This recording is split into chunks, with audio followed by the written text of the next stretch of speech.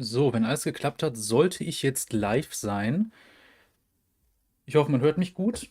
Und ja, ich habe auf jeden Fall gesehen, es haben ein paar Leute gewartet. Ich bin gespannt, wer gleich dabei ist.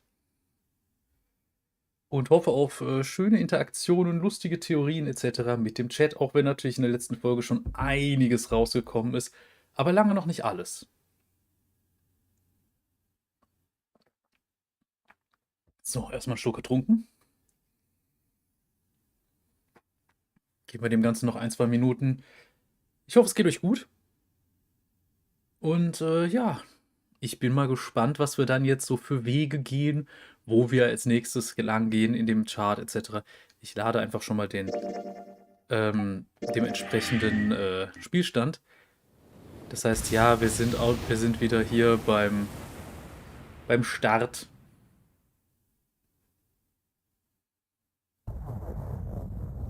Man muss aber nicht den Start selber nehmen. Denn wir können einfach im Flowchart herumspringen. Und das ist das Schöne. So, dann mal schauen. Moment, ich glaube, ich überprüfe erstmal kurz, ob der Ton vernünftig läuft, ob der vernünftig funktioniert. Dafür muss ich ja nur kurz am Laptop, den ich nebenher benutze, für die Streamüberwachung gucken. Ich schalte mich mal ganz kurz stumm und höre mal rein.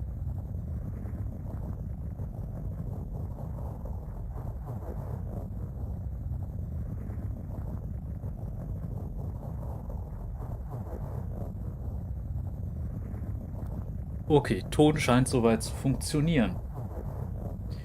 So, die Frage ist jetzt natürlich, wo ändern wir jetzt was?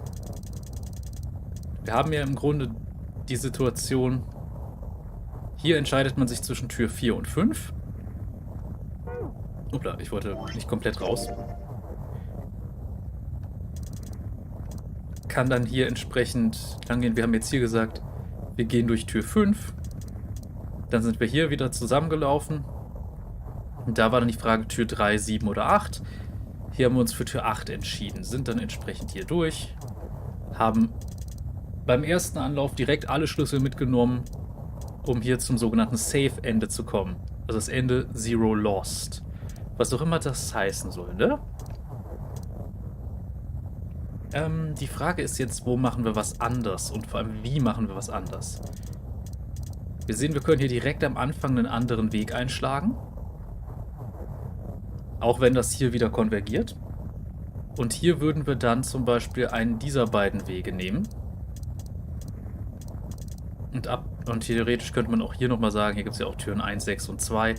Welche Tür man hier nimmt, spielt zum Beispiel auch eine große Rolle. Wo man am Ende auskommt. Also streng genommen ist eigentlich hier die Wahl, die nachher das genaue Ende, das man bekommt, bestimmt. Außer man hat hier vorher schon eine bestimmte Wahl getroffen, dann gibt es nur das eine Ende von da an. Ist aber gar nicht mal so wichtig. Ich denke, wir werden einfach mal hier anfangen und uns erstmal dafür entscheiden, hier direkt die andere Tür zu nehmen. Und ja, dann schauen wir mal, was wir dann hier wählen werden.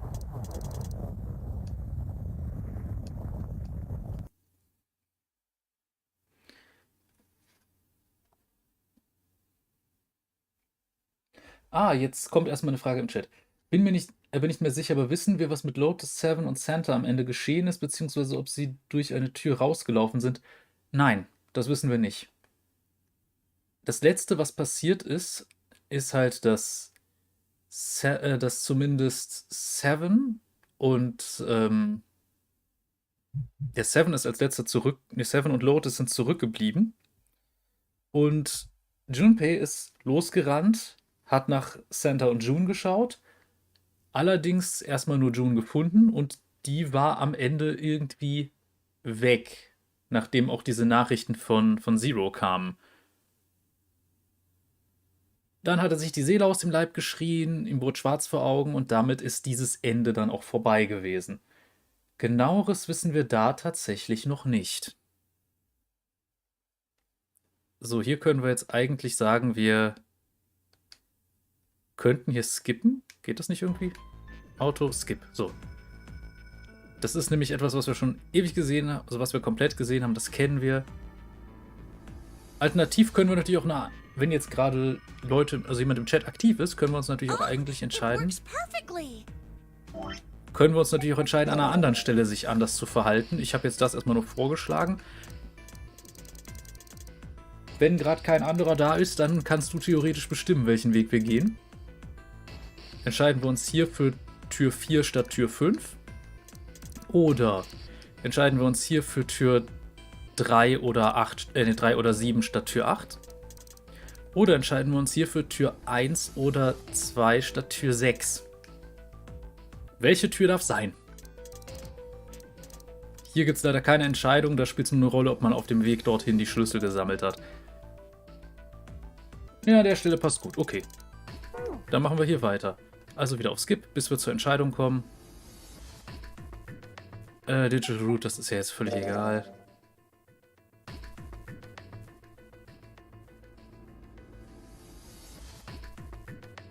So, also dann Tür 4. Das heißt, wir nehmen jetzt Skip wieder raus. Und ab der Stelle wird jetzt die Story ein bisschen anders verlaufen. Decide that door 4 would be fine. I'll go through door 4 with Lotus, Santa, and June. There's nothing to worry about. I just need to stay by her side. June. Akane Kurashiki. This should be fine. It's no problem this way. I should see the other 4 off. He made no shows of affection, but Junpei saw her as something more than just a friend from his childhood. Looks like Ace and the others are going. He watched the other 4 walk toward their door. Ace, Snake, Clover, and 7. Junpei said nothing as they left.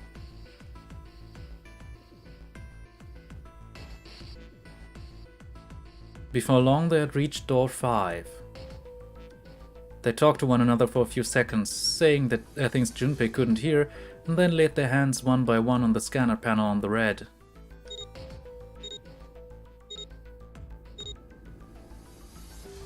Now then. Ace grabbed the lever. His face tight with determination, he turned over his shoulder to look at Junpei and his companions. Goodbye. Be careful.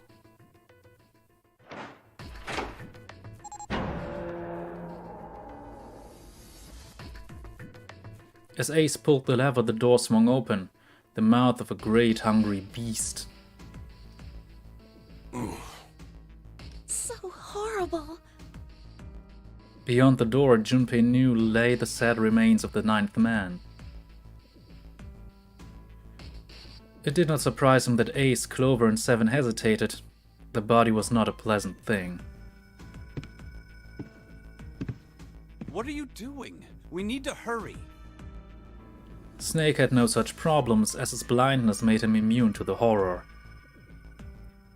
He stepped through the door, his feet making a wet splack in the pool of blood. Snake, your shoes. It's fine. Hurry! Or are you planning on dying with everyone else? I assume you haven't forgotten the door only remains open for 9 seconds, have you? Sorry, Snake. Let's go! The 3 remaining steeled themselves and stepped through the door.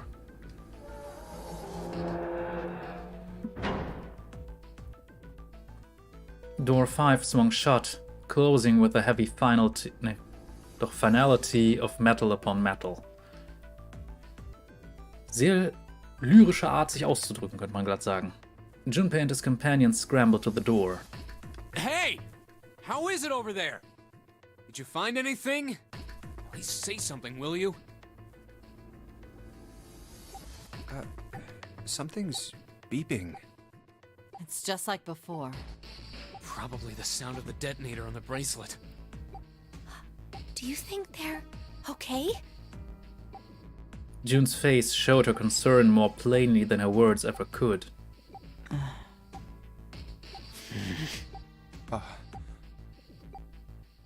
Almost as though in response to her question, a voice rang from the other side of the door. It was 7. Hey, there it is! That's gotta be that dead thing! Come on, get over here! We gotta authenticate!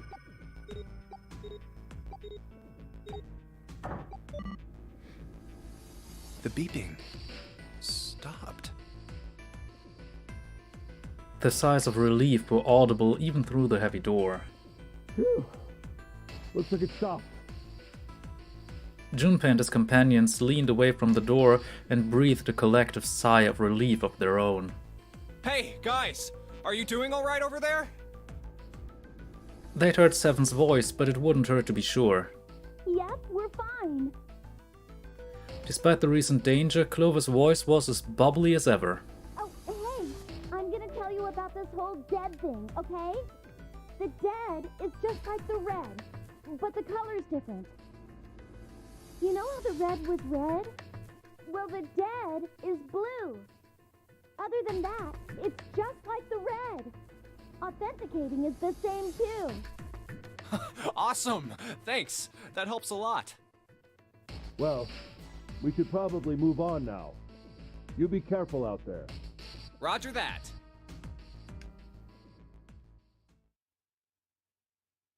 Junpei and the others left door 5 and headed toward door 4. Now it's our turn. I'll go first. They stood in front of the red and placed each of their hands upon it.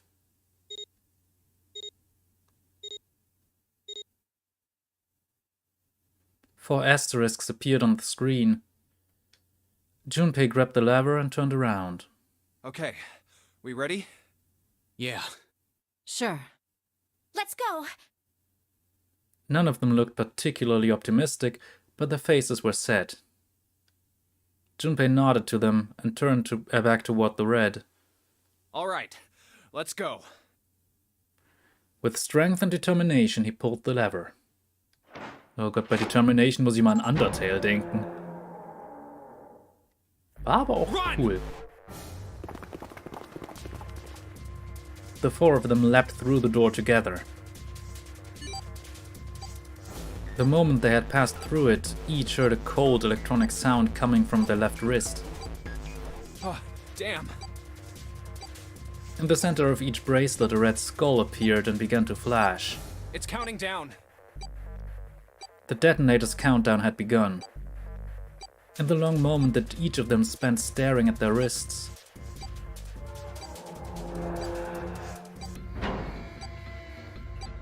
the numbered door behind them closed, the sound of metal on metal reverberating down the hallway. We can't go back! We need to hurry and find the device. Hey! Where the hell is the dead? How would I know? Don't give me that crap! Start looking! I already am! They began to run, eyes looking frantically for the device that was the key to their salvation. The hallway they found themselves running down was a long one, easily 300 feet in length. On the right side of it stood a series of wooden doors, all nearly identical. If they had taken time to think, they would likely have discerned that the doors led to cabins. Don't tell me the dead is in one of those rooms. Oh no! How many rooms do you think there are? Junpei was too frightened to count properly, but at his best guess there were 7 or 8 of them. Ah, fuck! We don't have time to count! Junpei ran to the nearest door. We just need to open them all. He grabbed the knob and shook it hard. It won't open! It didn't feel locked, more like someone had hammered an iron plate over the other side of the door. Junpei turned around to find another door and saw that his companions had already run to doors of their own. They did not seem to be having any more success than he had. Their own words confirmed his fears. Shit, this one's no good! Same here. It's not moving! June was the last to speak up. Oh! As Junpei looked in her direction, his eye caught something he hadn't noticed before. A small red blinking light. There it is! At the end of the hallway! Run! Even as he yelled, he ran. He grabbed Santa, Lotus and June and pulled them toward the light. Santa called out to them as he ran. Hey, how many more seconds do we have? How would I know? Our time limit is 81 seconds! I know that, goddammit! I'm asking you how many seconds we have left! In all likelihood, Junpei figured nearly a minute had already passed since the door had already closed behind them. If that was true, urgency foremost in all of their minds, they arrived at the end of the hallway. The dead sat on the left wall, blinking almost tauntingly at them. Hurry! It's the dead! Get over here! Junpei grabbed hold of the machine, his hands slick with sweat and shaking. He slammed his hand against the scanner panel. Come on, everyone! The other three quickly followed suit. With a grunt, Santa yanked the lever downward.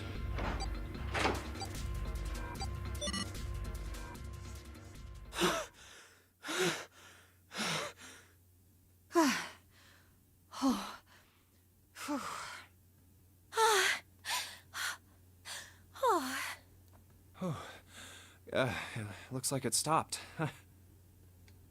His hands beginning to steady, Junpei wiped away some of the sweat that had beaded on his forehead. As they caught their breath, the four companions began to look around. There's another door at the end of the hallway. He could see a heavy-looking set of double doors. Set into the walls of the hallway on either side of the larger door were two smaller ones. Let's try this one first. And of course it won't open. How many times had he come across similar doors with similar results, he wondered. Or perhaps he corrected himself, more a lack of results. Whatever the reason, the door remained firm and unyielding and refused to allow Junpei or anyone else passage. A keyhole. Above the keyhole was a small symbol engraved in the brass. What's this mark? Mail? He wasn't quite sure what to make of it and stared at it for a moment in confusion. It was June that corrected him. No, not exactly. That's probably the symbol of Mars. Well, technically, they are the same symbol. But I saw a number of similar symbols near the main stairway. The symbols of the solar system. Oh, that's right. The Sun, Saturn, and Earth. At least that's what I'm assuming. So this isn't the man symbol. It's a symbol for Mars? I think so, yes. I see. Wait, where's Santa? While Junpei and June talked, Santa disappeared. They turned to find him some distance down the hallway. He had gone to check the other doors. Eventually, he reached the last of them and jogged back. It took him only a moment to catch his breath again. Yeah, so, I looked the place over. Here's the deal. None of the other doors open. Then that must mean... We only have 2 more doors. Lotus examined the doors on either side of the larger double door. Each one had a metal plate attached to it. Maybe it's the room number. The door on the left has a B92, and the one on the right says B93. All right, let's open them. I'll open B92. Okay, I'll get B93 then. Junpei put his hand on the doorknob, and Santa moved to the other door. They'd made it through the numbered door alive. There was nothing more to be afraid of. Junpei and Santa looked at each other and nodded. 1, 2, 3! In unison, they pushed against their respective doors and promptly found themselves in a new room. June followed Junpei as he threw open his door. They turned around and saw that the door on the other side was open as well. Through the door was another person, his mouth agape. It was Santa. Hey, it opened. Yeah, it did. Junpei and Santa looked at each other. I didn't expect that. It was so easy. Lotus's calm voice broke into their thoughts. Maybe this is all part of Zero's plan. I can't say I enjoy being treated like someone's puppet. As she headed for room 93, Lotus continued. Well, now we have these 2 rooms. I'm sure there's something in there that will help us get out of here. Let's find it. Santa and I will search this room. You 2 take the other one. All right. Okay.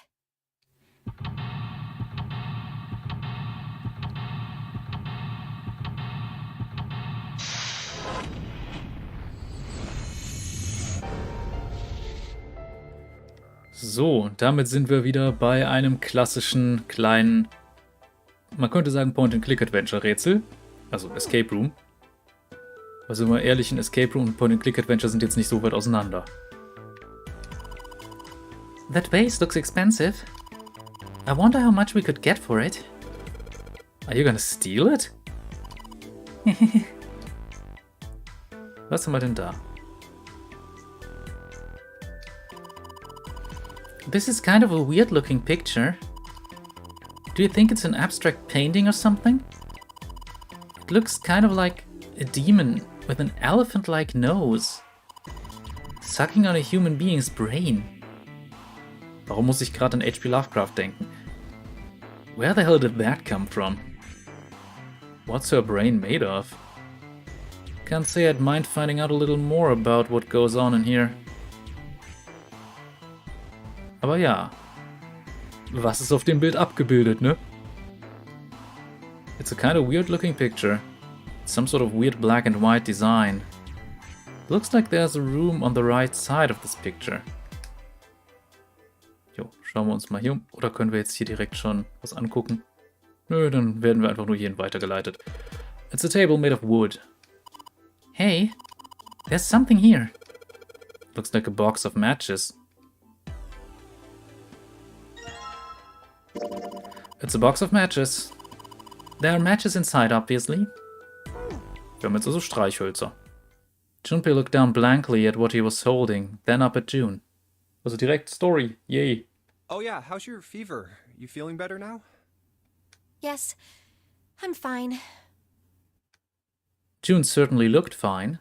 Let me see your forehead. Junpei held his hand on her forehead for a few seconds. Oh, Guess it really has gone down. are you worried about me? Was sollen wir antworten? Gibt ja viele Möglichkeiten.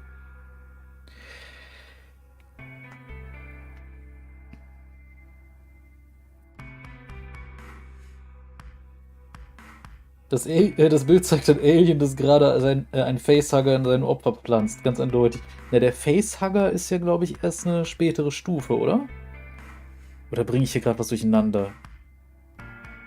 Verbinde ich hier gerade Alien mit Half-Life? Ich weiß es nicht. Also, zumindest wenn man jetzt die Alien-Filme betrachtet, ist das erste ja der Chestburster. Aber egal. Ist keine gute Sache. Keine gute Sache und wenn man auch bedenkt, was für Analogien so in den Alien-Filmen drinstecken, insbesondere im Fortpflanzungszyklus der Aliens, nicht schön. Gar nicht schön. Aber gut, was wollen wir mal sagen?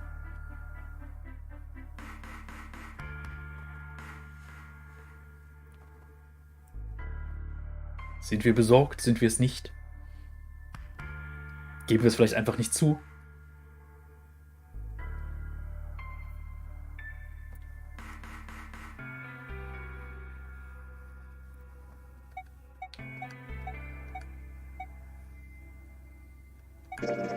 Hoppla. Ich wollte nicht in den Taschenrechner rein.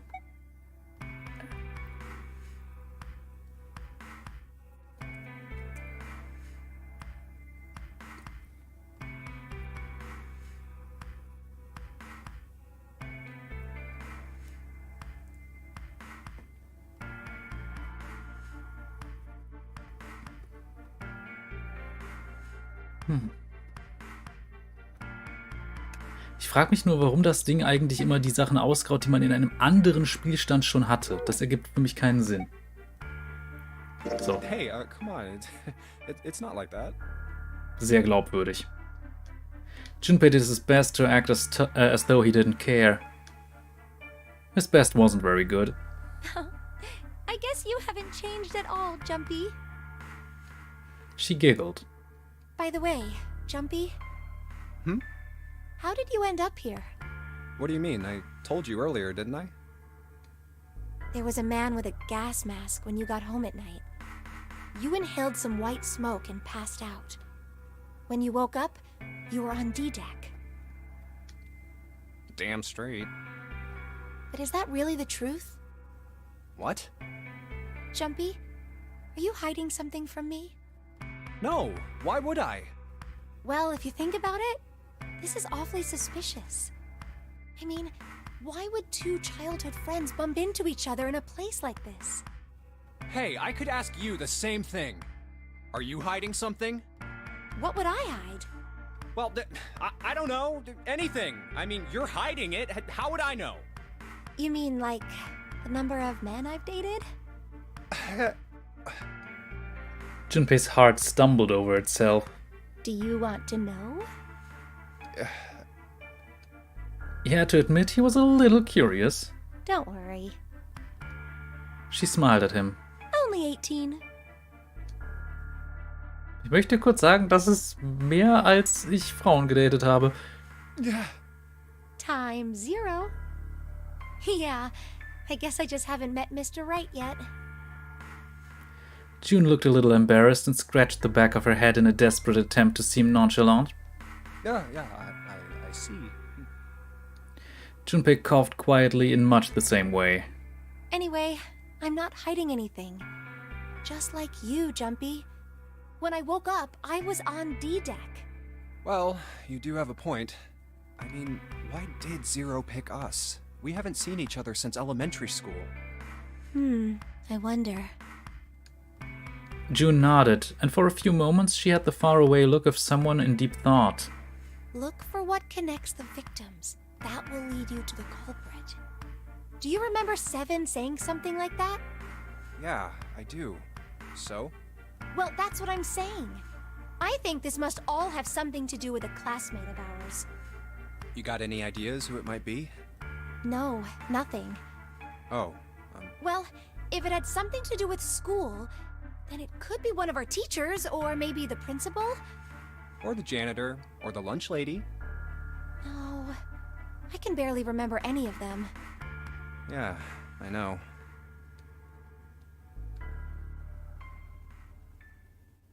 Junpei went back to searching, feeling unpleasant and confused. Elementary school. Was there anything strange that had happened in elementary school? As he searched the room, he continued to rack his brain. Erstmal eine Sache noch mit diesen... Okay, die Nummer von Leuten, mit denen man was hatte. Ganz ehrlich? Also ich habe da jetzt letztens wieder sowas gesehen, da gab es eine Diskussion über, was Bodycount über Leute aussagt und sowas. Also mit wie vielen Leuten man im Bett gelandet ist.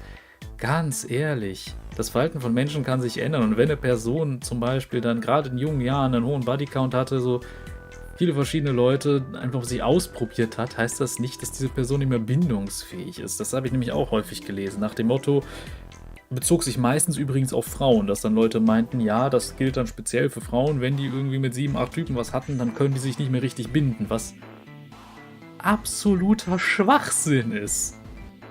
Und vor allem, warum soll es bei Männern unterschiedlich sein? Oder wo dann jemand allen Ernstes meinte, würde man lieber eine gebrauchte Zahnbürste benutzen oder eine neue? Wo ich mir denke, ja gut, kannst du genauso gut ein anderes Beispiel nehmen, aus der anderen Richtung. Würdest du lieber der Erste sein, der über eine neu gebaute Brücke fährt? Oder lieber schauen, dass sie funktioniert, weil jemand anders schon mal drüber gefahren ist? Ist doch absoluter Schwachsinn, aber für Leute ist sowas aus irgendeinem Grund wichtig und ich verstehe nicht, warum. Gut, ich müsste bei mir jetzt auch mal überlegen, aber egal, spielt auch keine große Rolle. Ist jetzt nicht so, dass ich der riesen Womanizer wäre. It's a display case. But there's nothing being displayed. How sad. Looks like the drawers are empty too. Aber ja, mal ganz im Ernst. Warum spielt das für so viele Leute eine Rolle? Und vor allem, ja gut, ich muss zugeben, ich habe mich dann halt auch eine Zeit in Das heißt eine Zeit. Ich treibe mich teilweise immer noch in Kreisen rum, wo man einfach deutlich lockerer mit solchen Themen umgeht. Was nicht heißt, dass jeder mit jedem ins Bett steigt, aber das heißt halt einfach, es ist akzeptierter, mal was auszuprobieren. Jumpy, what are you doing? We don't have the time to be relaxing on a sofa. Ja gut, ja gut. Oh, ein Bett. Viel besser. It's a light blue blanket with some designs on it. Someone's made the bed, or at least never unmade it. There's only bed sheets under the blanket, nothing exciting. Looks like there's 2 pillows right next to each other. Guess it's a double. Huh? What's up? You're turning red. Oh man, is your fever back? Hey, are you alright? Do you need to lay down for a minute? I'm fine. I think it's still a little early for that. Huh? Hey, seriously. Are you really okay? Junpei, was bist du auf immer so unschuldig? A bed frame. Now we don't have to worry about falling off. I toss and turn when I sleep. She's blushing again. What the hell is she thinking about? Aber das ist sowieso eine lustige Sache. Manche Leute bewegen sich im Schlaf so unfassbar viel. Und ich wache meistens einfach in derselben Haltung, auch in der ich eingeschlafen bin. Ganz komische Sache. This isn't a painting. It's a... Is it a map? It looks like a map of the ship's interior. Oh, this is a great find. I think it'll be really useful. Let's take it with us. It is now possible to use the map screen. Yeah. Junpei took one last look at the map, then folded it up and slid it back into his pockets. June looked up as he closed it. This ship is bigger than I thought. Yeah, it's probably about 900 feet long. Must be one of those fancy cruise ships. Das ist übrigens eine Sache, die ich im Englischen auch nicht verstehe. Also speziell so im amerikanischen Rahmen. Warum zum Geier gibt man auch so Sachen wie 900 Fuß an, anstatt 300 Yards? Wenn man schon höhere Einheiten hat, größere Einheiten, warum benutzt man sie nicht? Wir sagen doch auch nicht 5000 Meter statt 5 Kilometer. Ist wohl zu effizient, keine Ahnung. Of course, it doesn't really look like a cruise ship. Everything in here is really retro. Even if it's just some sort of style choice, there's just too much. Do you remember what Zero said?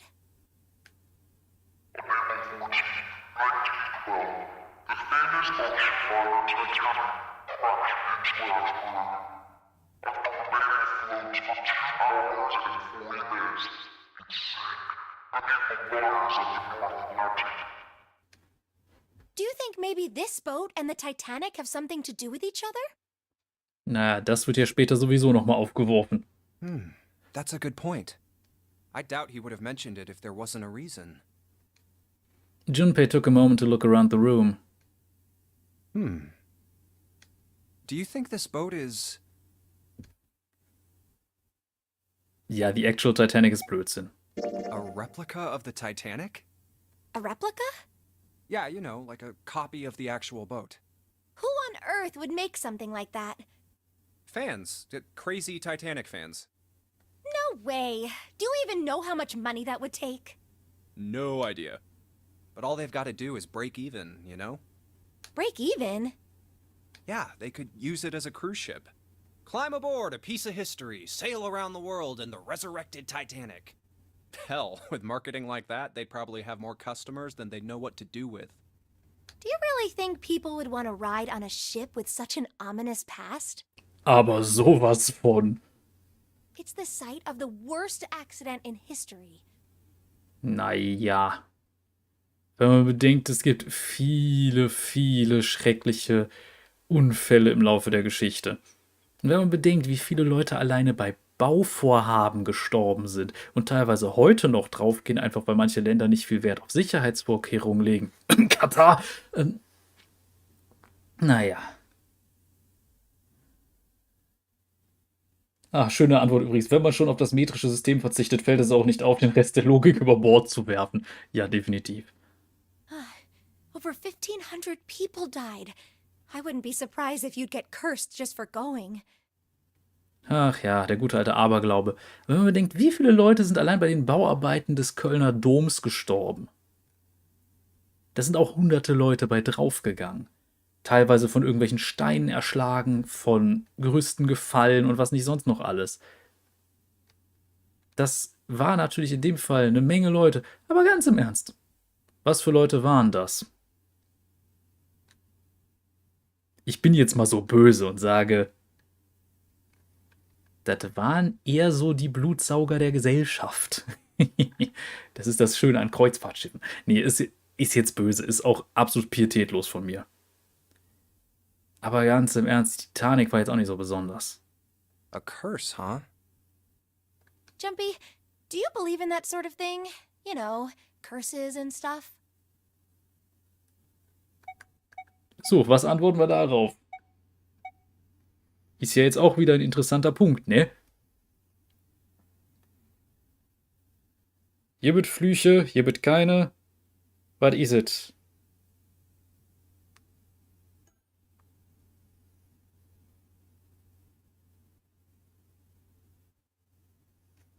Was nehmen wir?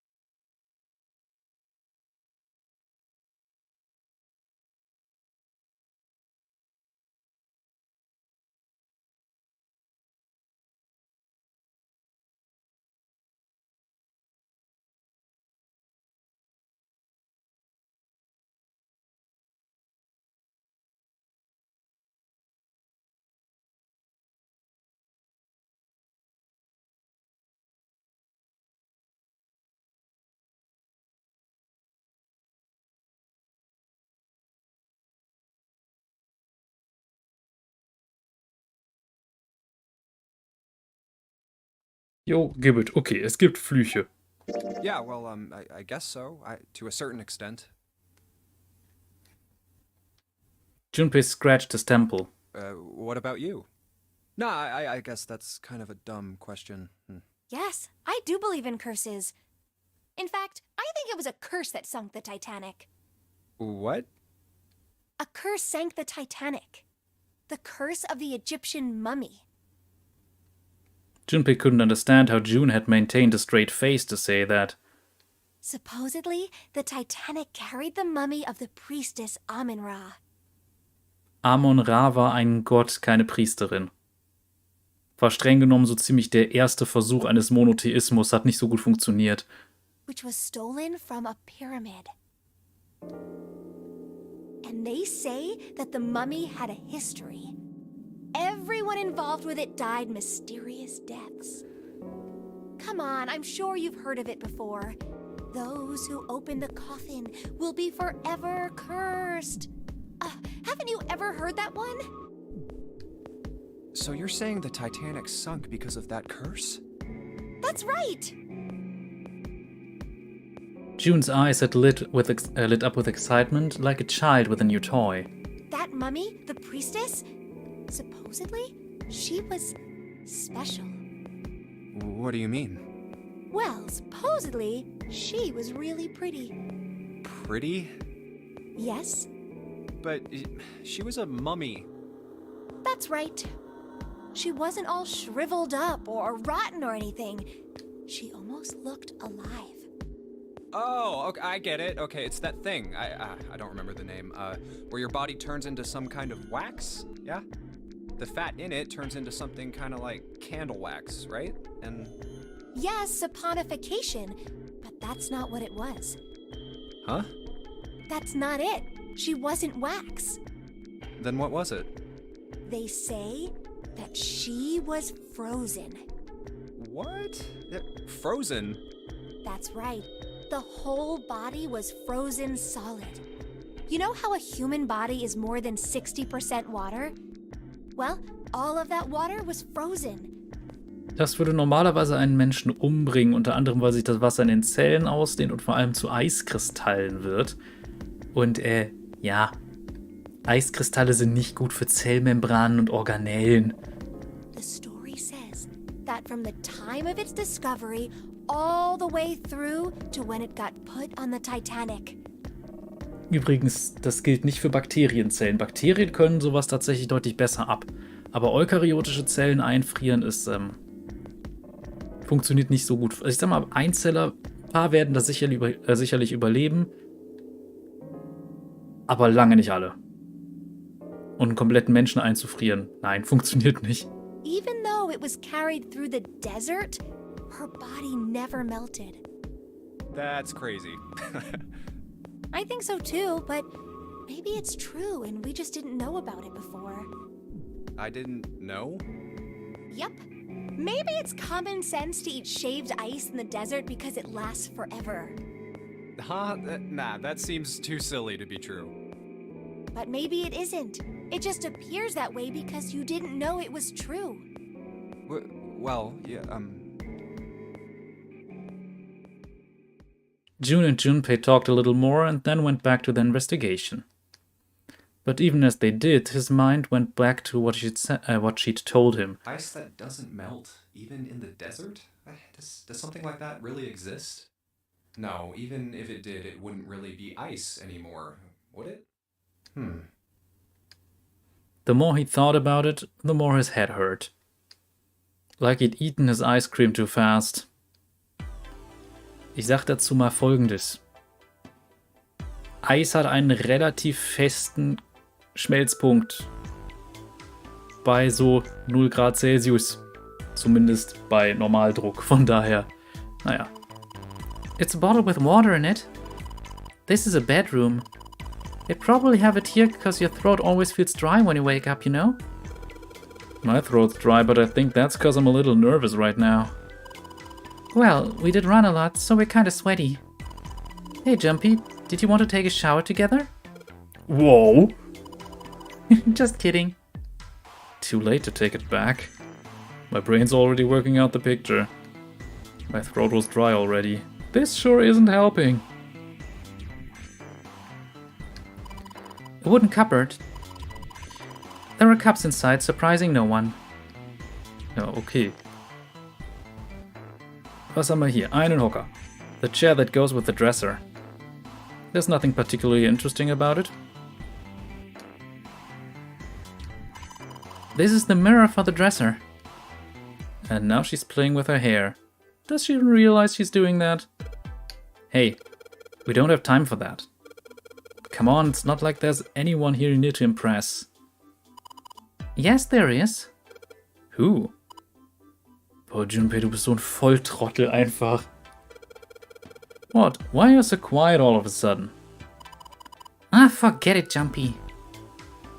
Spätestens da müsstest du es merken. It's a dresser. There's nothing on top.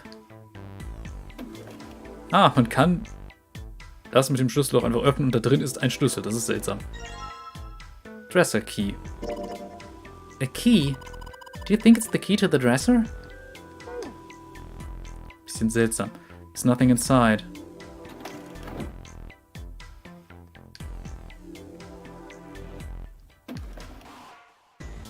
Bringt nix.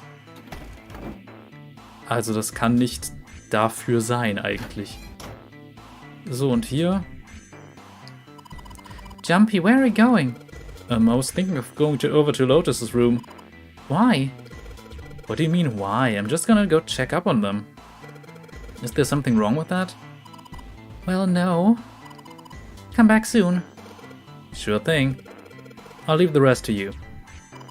Sure. Leave it to me. Alright, off to the other room. So, hier haben wir wieder eine Vase. Looks like a valuable vase. Empty though. There seems to be room on the left side of the vase. Schauen wir erstmal hier. There's a square tile in this frame. It's glued in there quite well. I don't think you can take it out.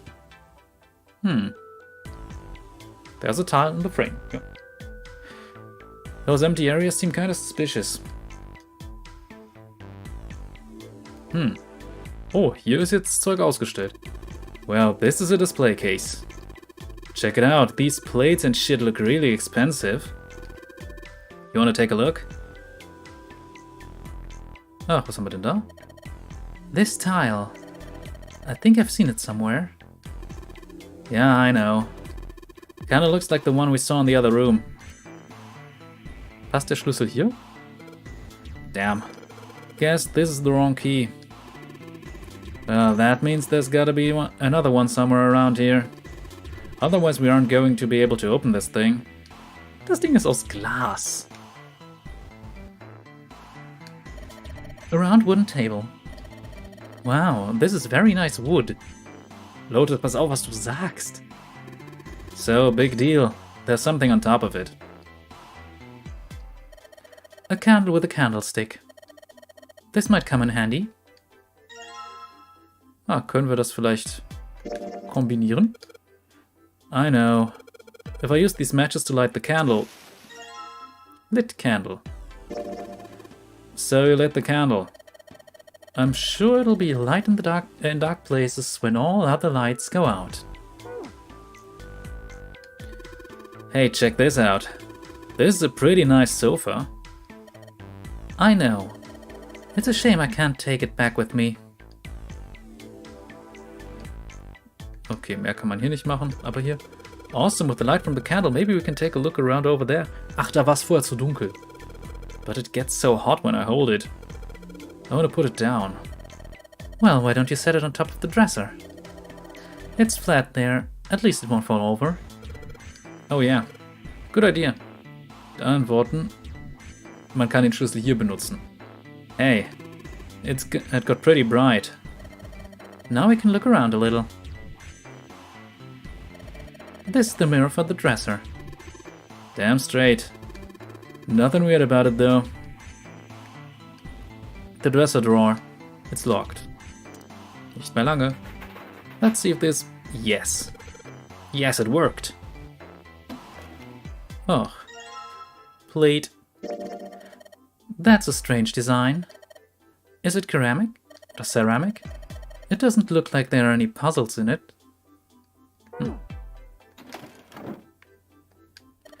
It's a chair for the dresser.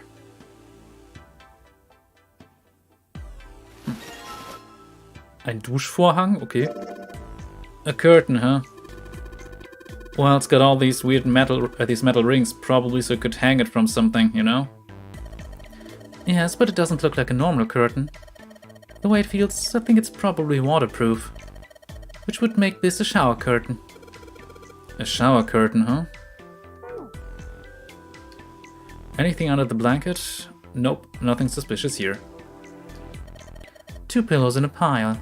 Oh. A pile of pillows. Is that supposed to be some kind of joke? Hey, calm down. Huh? Hey, what the hell? It just got dark all of a sudden. Maybe the candle got blown out. We should go see. Toll, jetzt sieht man hier gar nichts mehr. It's too dark to search for anything.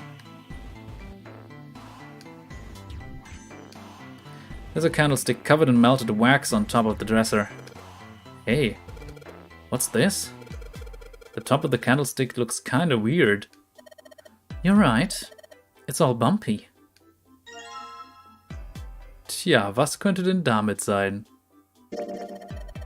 The part of the candlestick where the candle goes looks like a key. A key, huh? I think I ran into a lock I couldn't open earlier. Ja gut, dann gehen wir halt jetzt mal kurz dahin und öffnen damit hoffentlich den Schrank und wenn nicht, können wir einfach das Glas einschlagen. Let's see if this candlestick key will do anything. Yes, it opened. Alright, pull that shit open.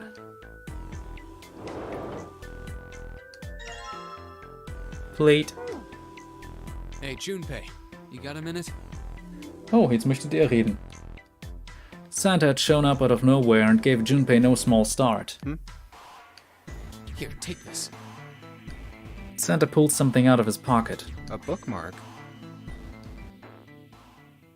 It looked like a bookmark. It had a 4-leaf clover in it. What is this for?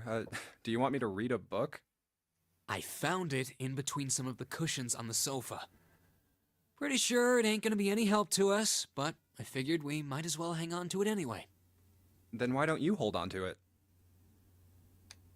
Santa gave him a wry smile. You know what I hate most in the world?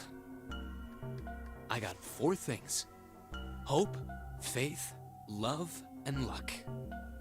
Hope, faith, love, and luck? Damn straight.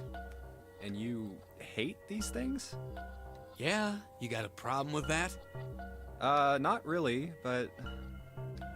Junpei tried to figure out how best to phrase what he wanted to say. What does a bookmark have to do with any of that?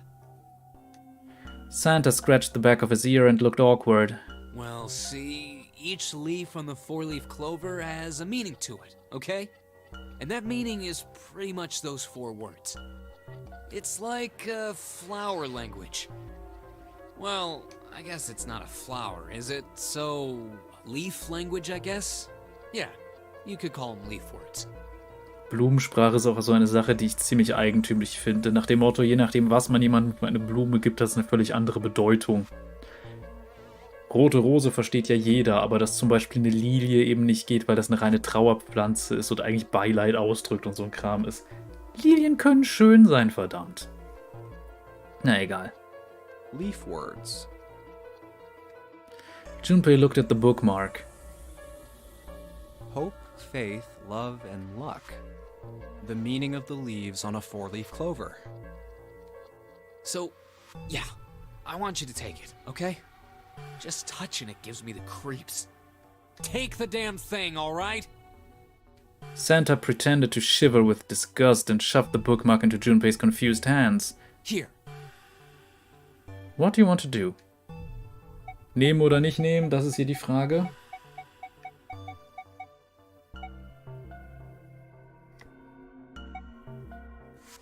Was soll es werden? Naja, ist ja eigentlich relativ, wie soll man sagen, es spielt jetzt keine Riesenrolle. Aber ja.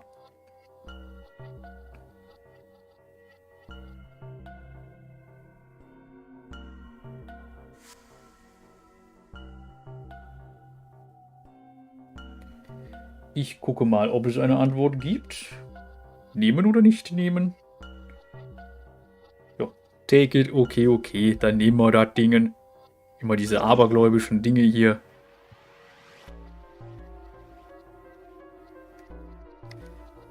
Decided to take it.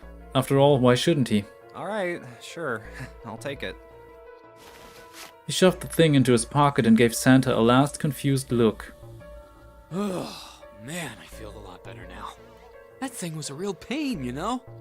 Do you really hate those 4 words that much? Yeah, well, they can all betray you, you know? Hope, faith, love, even your destiny. What had happened to Santa, Junpei wondered. How had he become such a bitter person? For a moment they looked at each other. Well, that's not my only reason. What? That's not the only reason I hate the 4-leaf clover. I just can't bring myself to like the number 4. Oh, ich denke, das ist japanischer Aberglaube. What, worried about the 4 horsemen? Nah, come on, man. That's just silly. Maybe back in the Dark Ages that kind of crap scared people. Ich schätze, dass hier im Original dann wahrscheinlich auch wirklich auf die japanische Bedeutung von 4 als Unglückszahl wegen der Ähnlichkeit zum Wort für Tod und so weiter kam. Aber gut lokalisiert. But this is the 21st century, and I'm a 21st century guy. I'm a little insulted. Then why do you hate 4 so much? 'Cause it's a half-ass number. Not the best or the worst. That's why. What? 9 is a way better number. So what if it's last place, right? At least it's not some lame-ass middle number. What are you... Sana's explanation made no sense. Junpei was even more confused than before. You play? Play. Jetzt Gambling oder Stock Market? Was ist es? Ja, es gibt hier sehr viele Sachen, wo man sich dann entscheiden darf. Ach ja. Klingt alles bescheuert, ist aber so.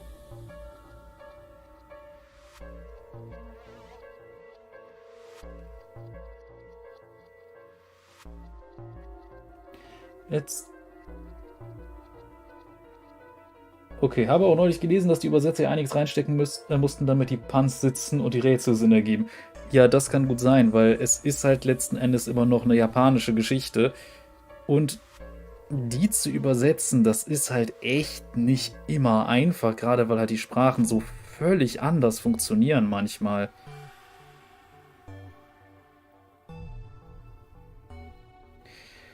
Aber gut.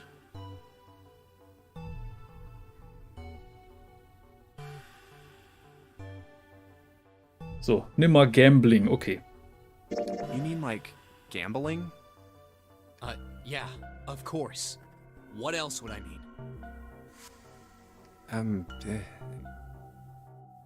In Baccarat, the best possible hand totals 9. They call it Le Grand. But the lowest, most worthless cards, zeros, they call Monkey. Just like the guy in charge of this game, huh? Zero's a monkey.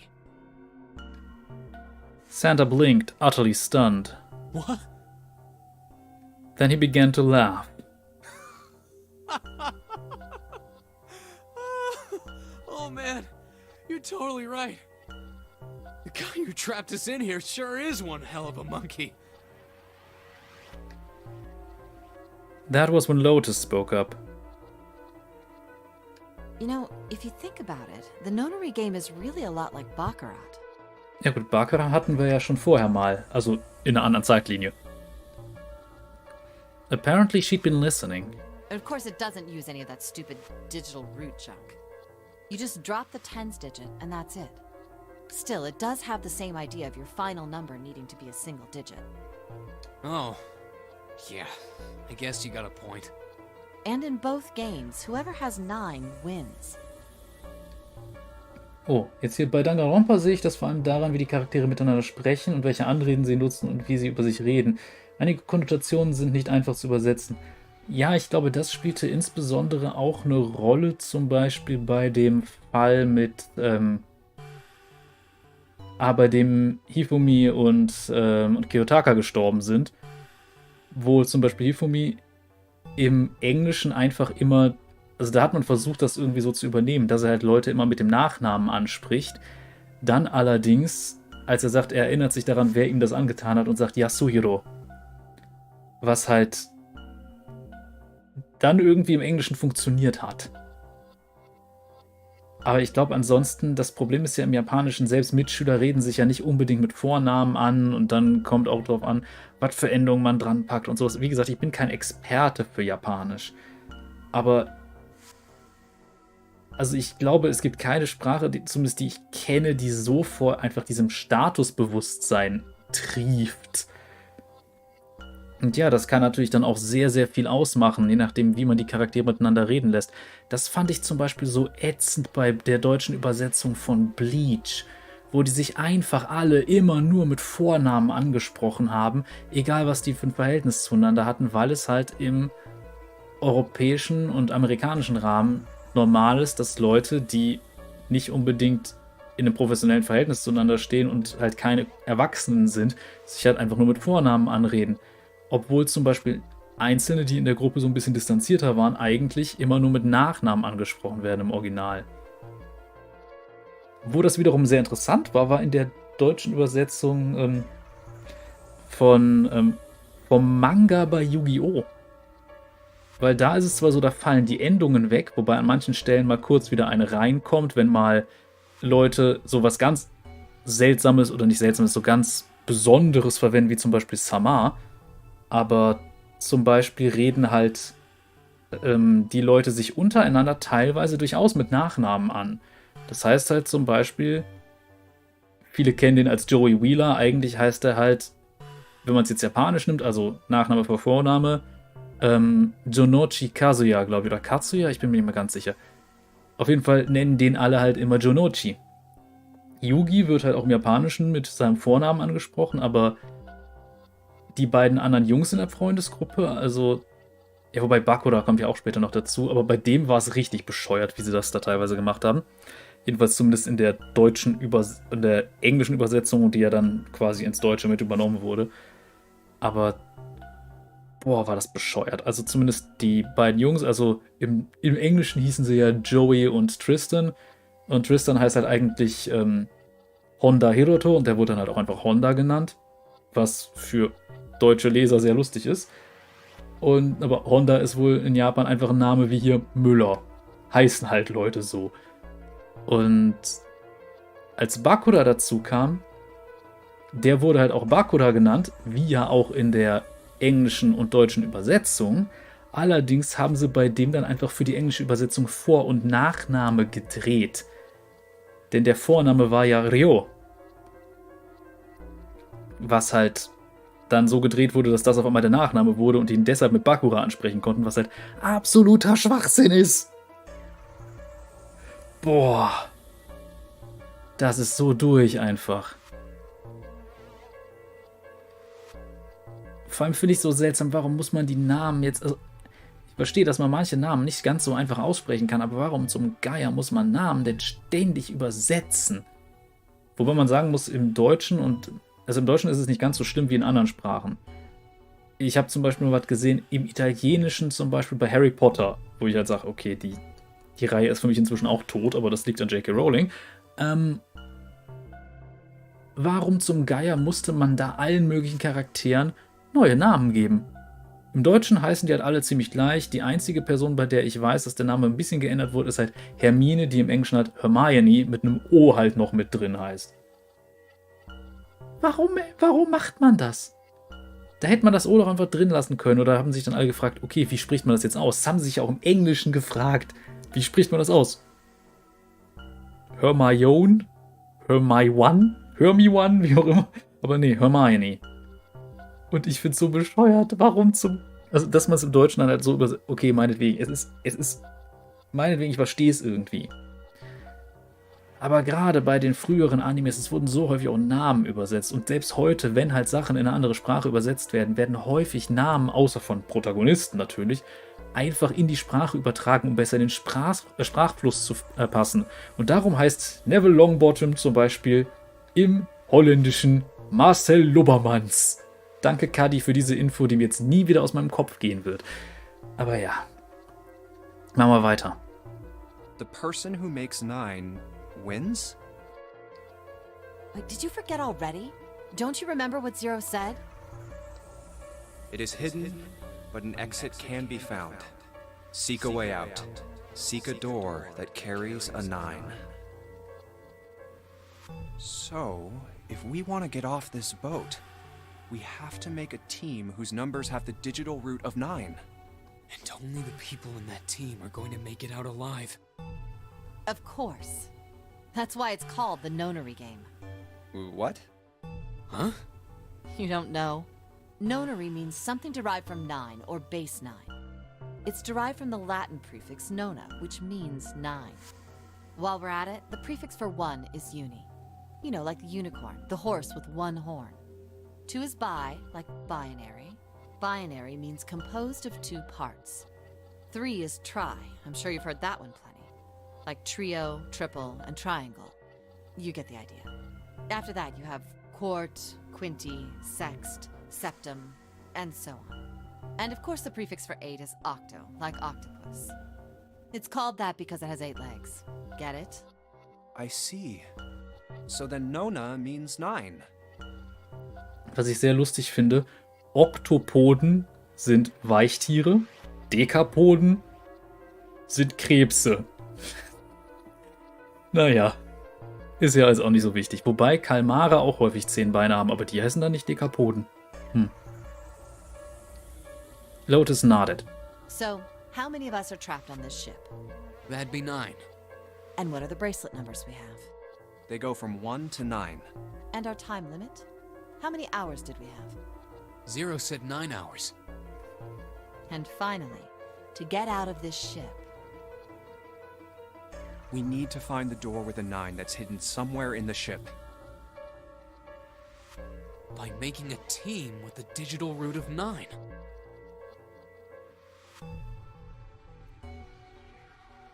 And there you have it. Oh, hätte ich noch vorlesen müssen. Lotus nodded again. The number 9 is everywhere in this game. He's got a real theme of 9s for this whole thing. No wonder it's called the Nonary game.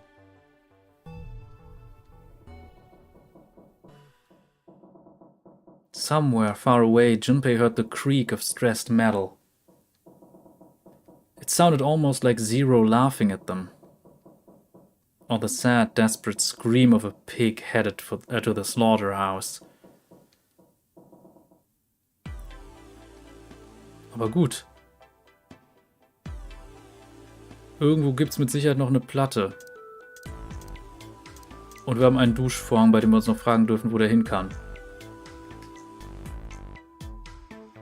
Gehen wir mal zurück. What's up? You're going back already? Well, I can't just leave June there by herself.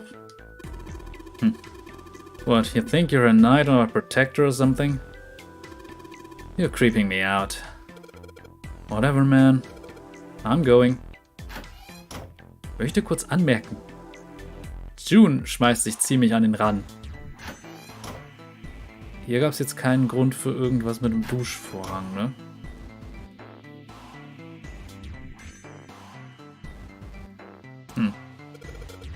Get it? Yes.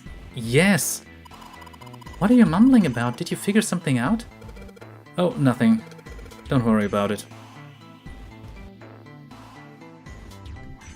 Wo kommt der verdammte Duschvorhang hin? The exit. Lotus and Santa and the room with on the other side. I'm gonna check up on them. Ach, hier ist noch eine Tür, sehe ich gerade. Man kann hier erstmal hin. This is the bathroom wall. The whole wall is covered in these square tiles.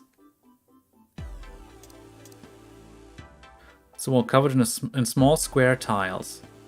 They've got all geometric shapes on them. Is this a Seifenhalter? This thing's a little shelf for putting soap on.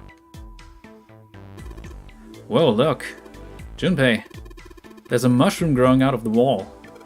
That's a shower head. That's the shower knob. I tried turning it, but no water comes out. Kann man hier nicht irgendwas machen, um... It's all covered in small square tiles. They've all got geometric shapes on it. Kann ich hier oben nicht irgendwo... Ah, Moment, ich kann mich umdrehen. Ah, und da kann das Ding hin. There's a curtain rod running along the ceiling. Let's put that shower curtain on those hooks. Und es gibt ein Klo. Toilettenbonus. Is there anything in the toilet? Guess not. The tank's empty too. A toilet. There's nothing suspicious about it. Some toilet paper. We've got 2 rolls, I guess. Let's start spreading the curtains. Whoa, that's a pretty obvious peephole. Somebody's really dedicated. Well, with a hole this big, you gotta wonder if maybe they wanted to be caught. So you're saying maybe the one getting spied on was into that shit?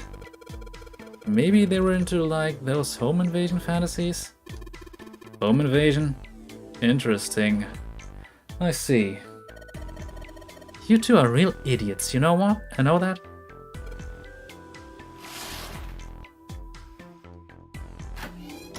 Im Moment. Ah, ich kann hier den Vorhang zuziehen, oder? Let's start spreading the curtains. Aha. There's a hole in the curtain. If I look at it from way back, I can see a single tile. Right, from here I can see what tile it is. Looks like it's 5th from the top and 3rd from the right. Jetzt mal eine kleine Frage. Woher wusste denn jemand, wie rum man das richtig aufhängt? Das hätte ja jetzt auch komplett auf der anderen Seite sein können. So. Alright, looking through the soul I can see white tile, 5th from the top and the right from the right. Let's have a closer look, shall we? Nothing strange. Nope, the thing's not budging. Well, then that means...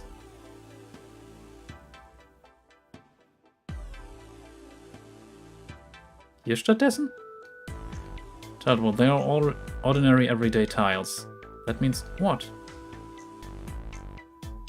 Tiled wall, Yeah, there's another bathroom. Ach ja, genau. Es gibt ja das Badezimmer auch auf der anderen Seite. Junpei, if you miss her so much, you don't have to keep coming back here. Shh. No, that's not what this is. I'm just being like a bridge between the two rooms. You just keep telling yourself that. Now get out of here and go help June. So. Here. Here it is. Yes, this one's loose.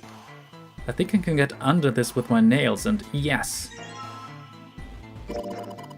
Who would have thought this would be hidden in the bathroom, huh? You did a good job finding it. So one side has design like the rest of the bathroom tiles, and the other side has the black and white design. I think I've seen that pattern somewhere before. Yep. Der Rest ist auf der anderen Seite einfach grau.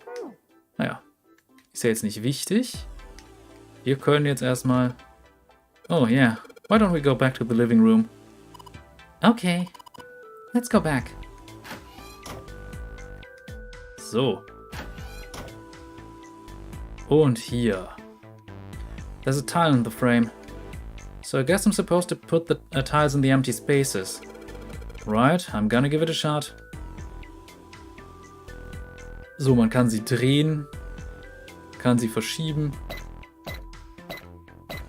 Okay, das hier ist schon mal nicht passend. Das hier auch nicht. Aber das kann hier hin. Ziemlicher Sicherheit. Das passt. Oh, fertig. Die Frage ist jetzt, was es darstellt. Ne? Ich weiß es, ich sehe es auch tatsächlich. Denn wenn man es einmal sieht, dann sieht man es immer. Yes! I did it! There, picture complete. And there goes the frame. What's this? What do you mean, what's this? Pretty obvious, isn't it? It's a hole in the wall. Like a hidden safe or something, you know? Anyway, let's take a look. I think there's something inside. Der Mars-Schlüssel. Whoa. This is one of those Mars symbols. The door at the end of the hallway. It has the symbol engraved on the keyhole. Then that's gotta mean... Yes, we can use this key to get through the door.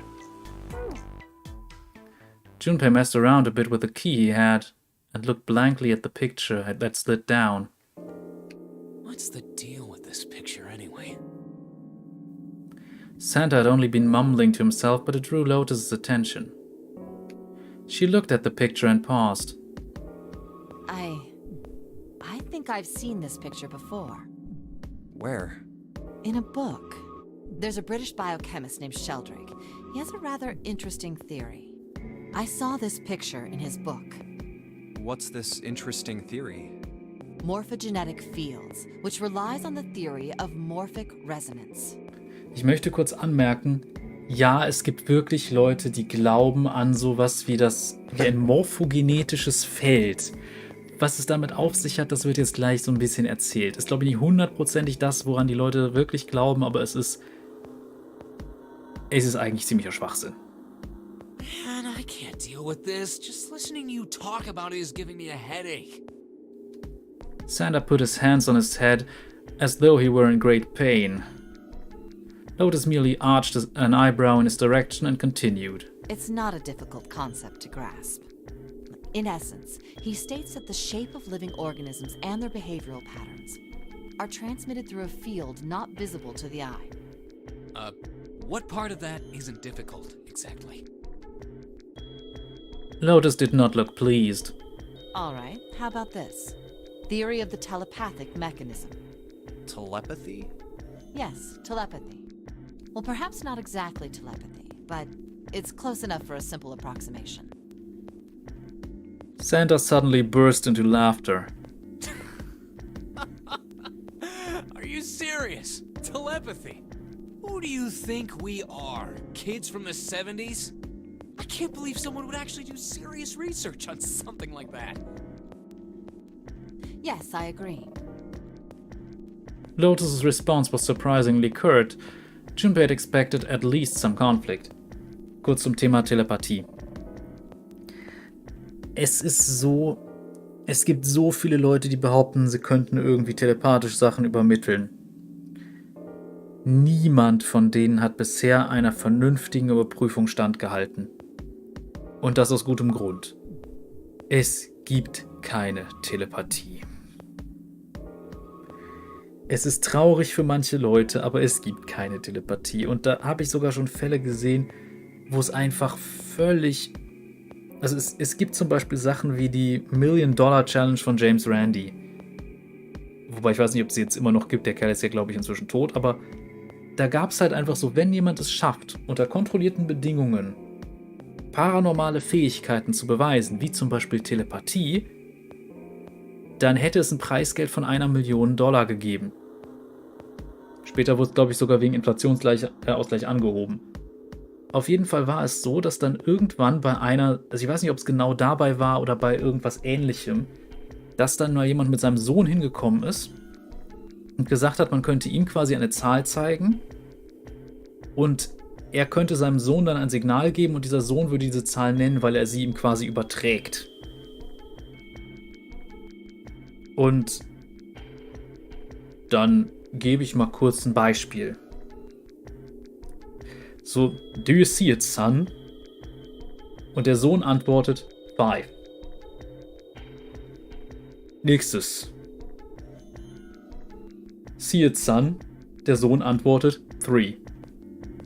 Mit anderen Worten, man hat das überprüft und gemerkt, okay, das entspricht, er benutzt einfach immer als Kommando etwas, also einen Satz mit der gleichen Anzahl Worte wie die Zahl.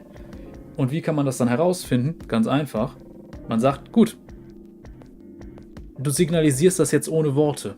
Du klopfst nur noch oder drückst auf diesen Knopf.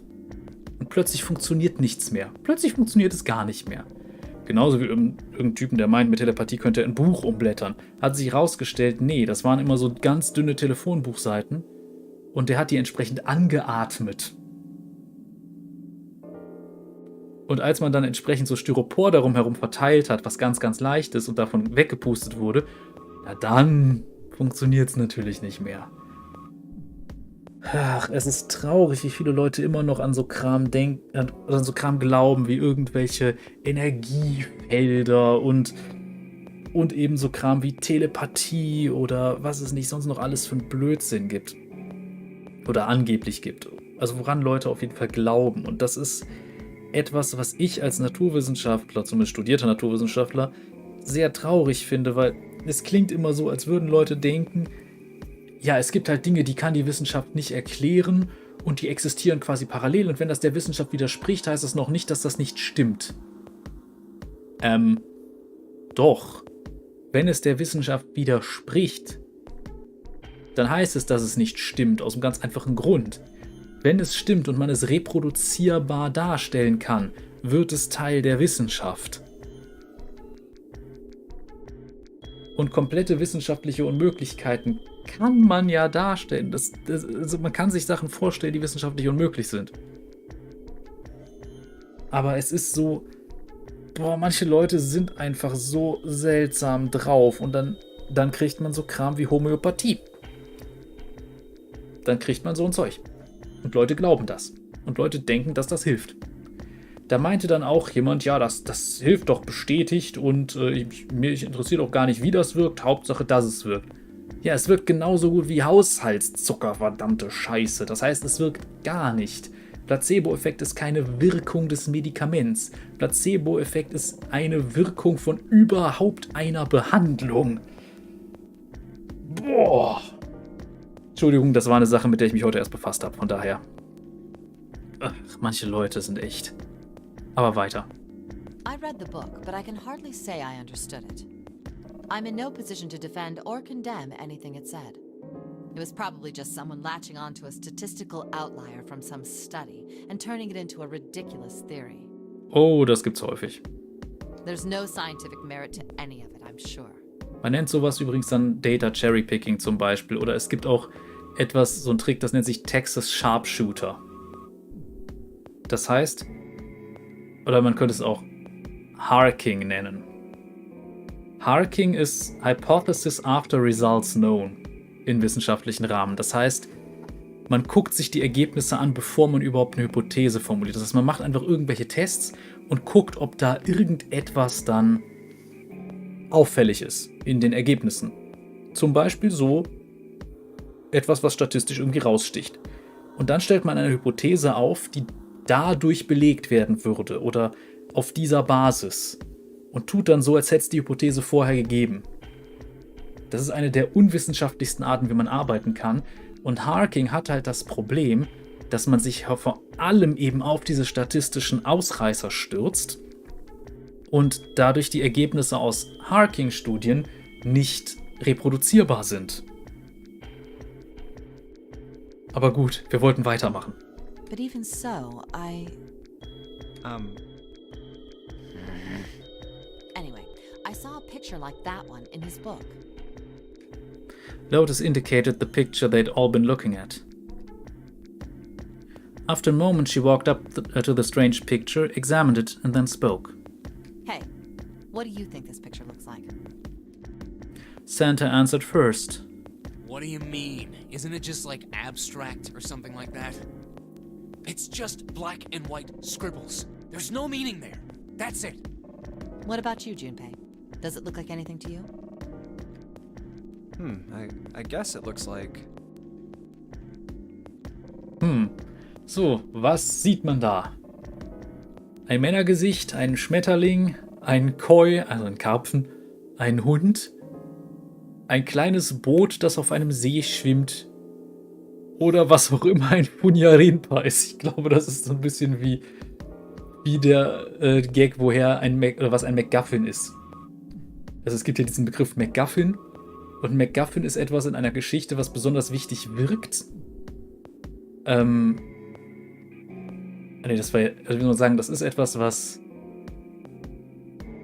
wichtig ist für die Charaktere, aber nicht wirklich für den Zuschauer. Das heißt zum Beispiel, ja, bei einem Agentenfilm die Code oder die Liste mit den Namen aller Agenten oder bei vielen Action-Sachen irgendwie diese große Superwaffe oder was weiß ich. Irgendetwas, was die Story vorantreibt. Ein Schmetterling, sage ich.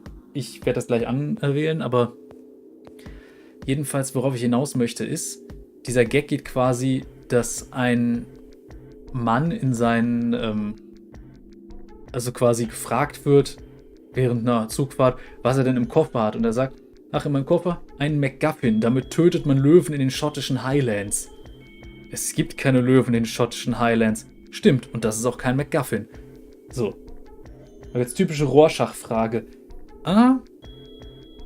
Nicht ganz, aber das wirst du vielleicht gleich sehen. Sagen wir der Schmetterling. Rorschachs-Tests haben ja immerhin dadurch, dass das so gefaltet wird, sehr symmetrische Figuren. It's a butterfly. Cho butterfly Yusofa. This is the head, and this is the nose and the mouth. Wait, what? What's a Cho Yusofa? Wait, you mean you don't know?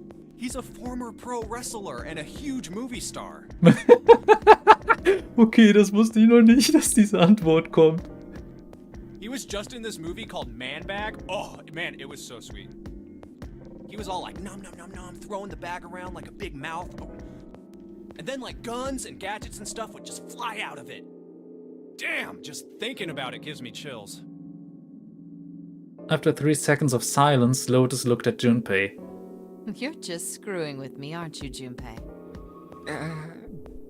Forget it. I'm just gonna tell you. This is a dog. See? Like this. Lotus pointed out parts of the picture and eventually, a dog took shape in them. Yep, es ist ein Hund. It looked as though she had a point.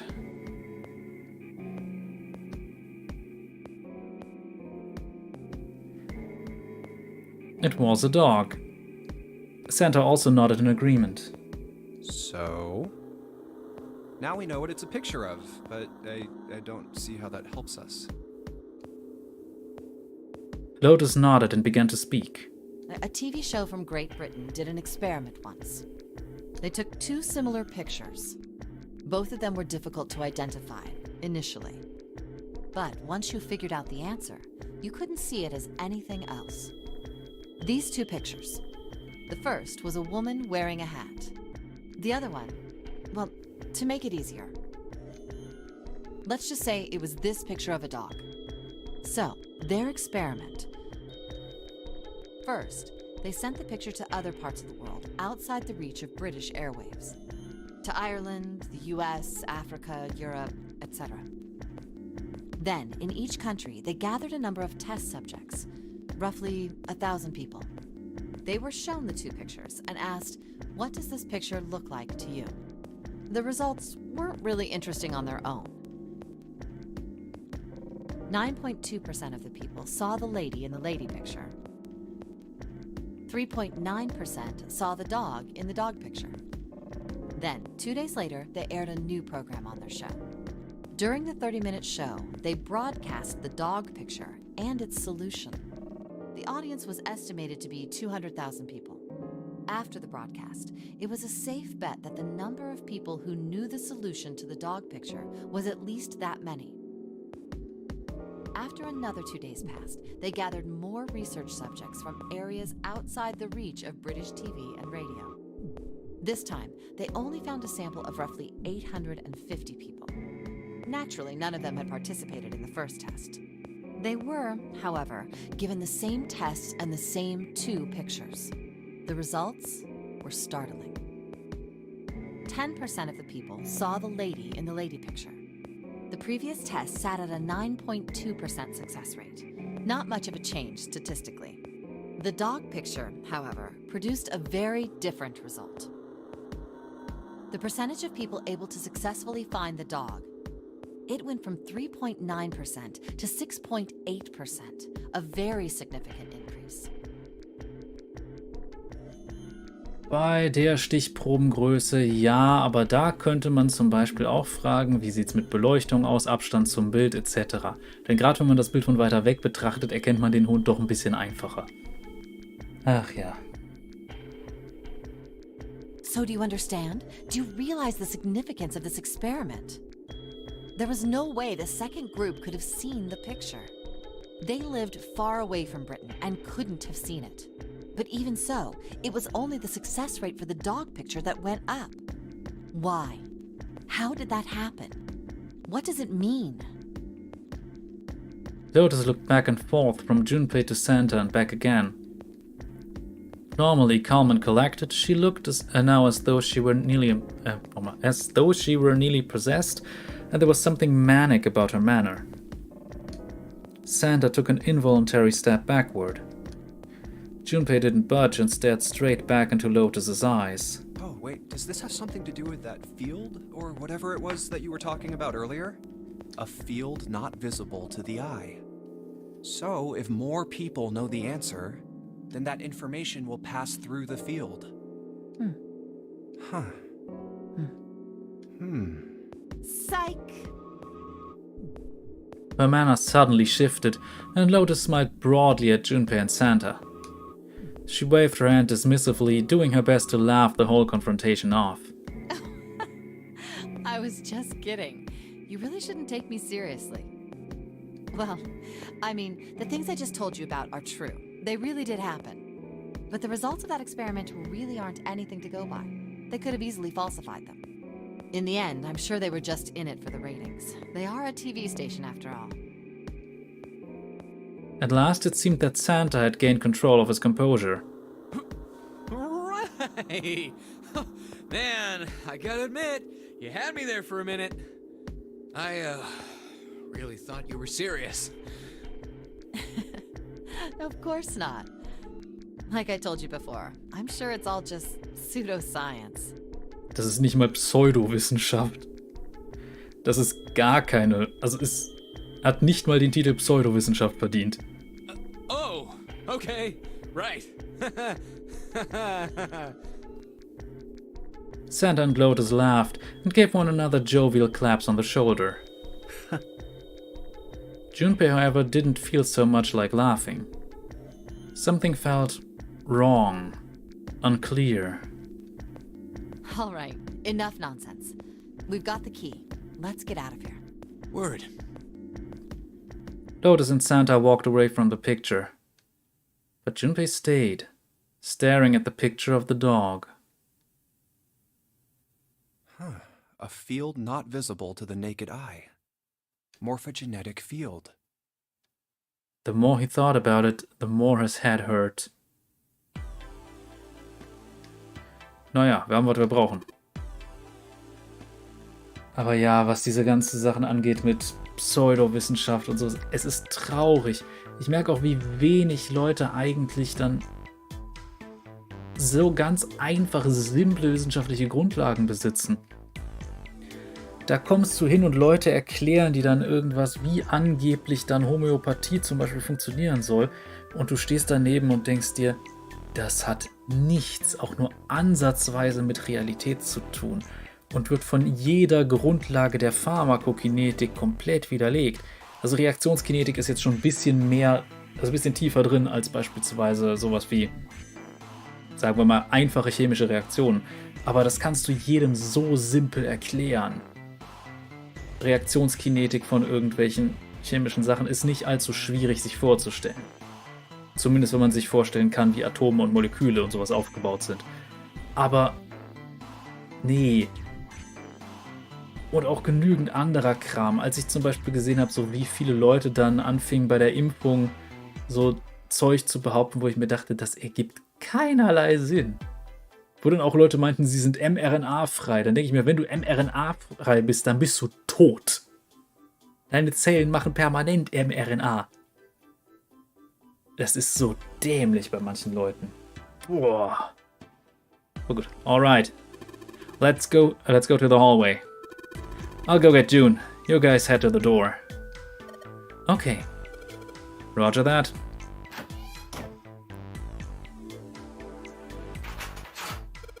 Yes! It unlocked. Good job, Junpei. Good, now we can get going. Come on, what are you guys standing around for? Let's get out of here.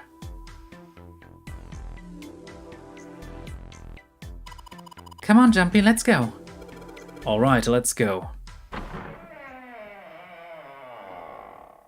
Yay!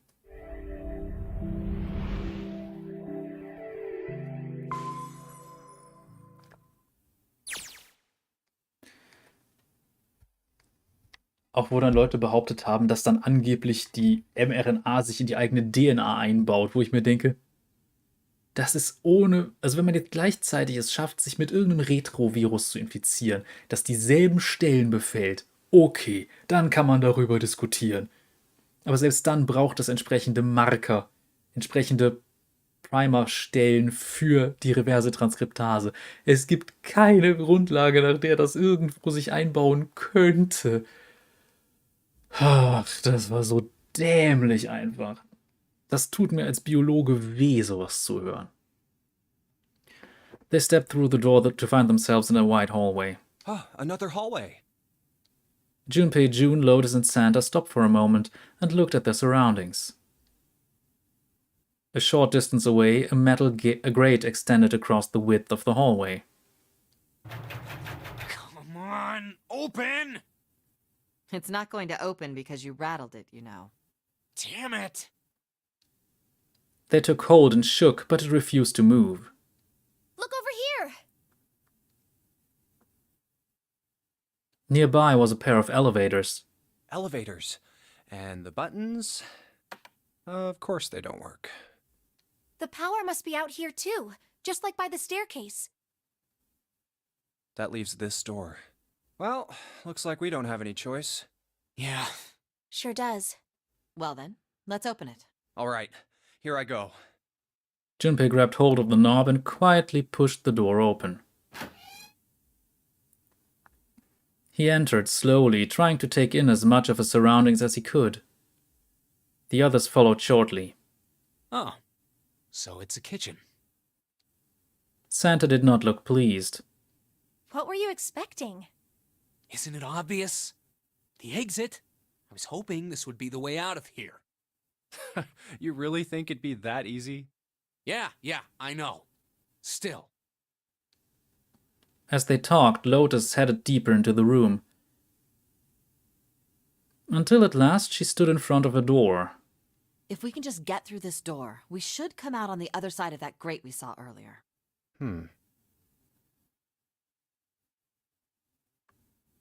Fehlt da jetzt nicht gerade was du sagen musst? But don't we need a key for that? No good. Warum zum Geier kommen hier die falschen... Ach egal. Sorry, I guess that wasn't very constructive. Neither Junpei nor Lotus looked terribly happy.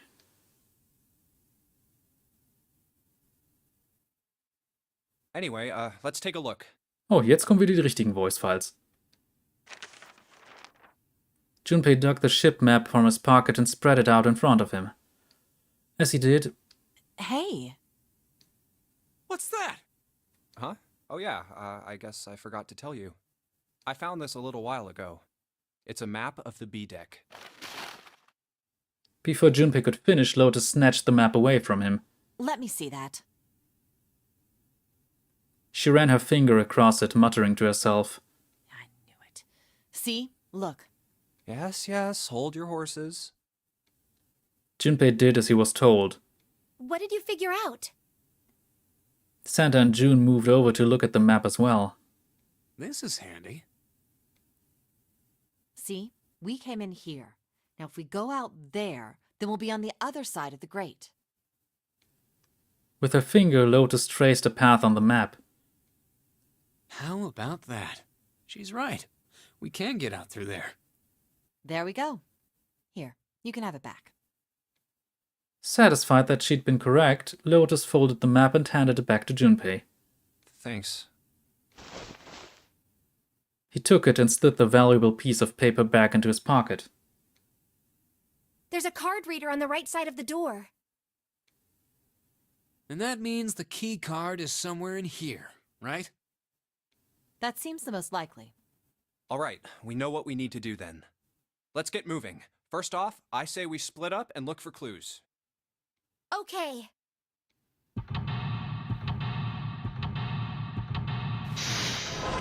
Yep, wir sind in der Kombüse.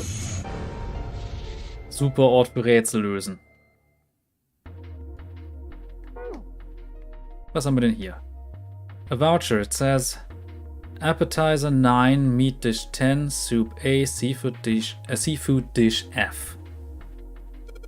Those 9 plates look pretty expensive. They're plates for appetizers. Remember, appetizers usually come on square plates. Okay, well, excuse me, Princess. Ist das eine Anspielung auf diesen grottenschlechten Zelda-Zeichen... Das ist diese grottenschlechte Zelda-Zeichentrickserie?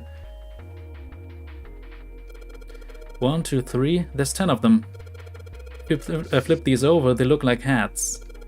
The middle is super deep for a plate. They're soup plates. They're made that way so the soup doesn't spill. If we ever get out of here, you should treat yourself to a nice dinner out. What makes you think a poor college student has the money to do something like that? I think there are 15 of these plates. I'm assuming they're for seafood. How the hell can you tell that?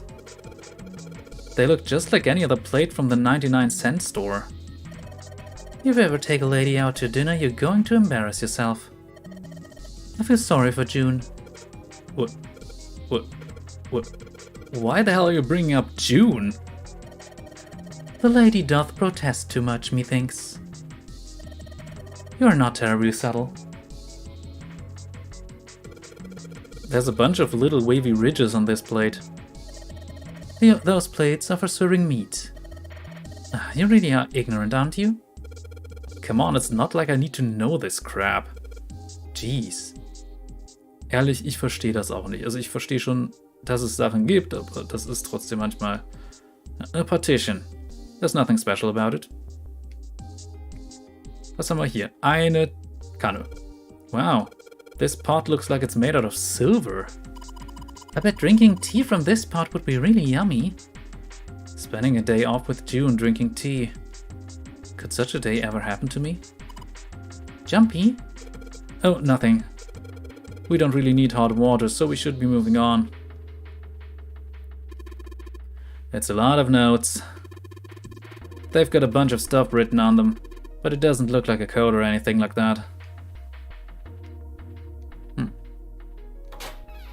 Oh, was haben wir denn hier? Käse. Hey, there's something behind this cheese. You're right. Why don't we move some of the cheese? Alright guys, time to move it. June and I need to look behind you. There's a little green bottle back there. Öl, okay. Oh look, cooking oil. You could probably use this to make something slippery. Ah, gib mir schon Tipps, ne? There are a number of cheeses lined up on the shelf. This is Gouda cheese. The most famous Dutch cheese. If you don't cut open the casing, it usually won't go bad. So you can store it at room temperature for quite a while. So we can eat this? Most likely. I'm not hungry at all. I guess it's hard to get hungry in a situation like this.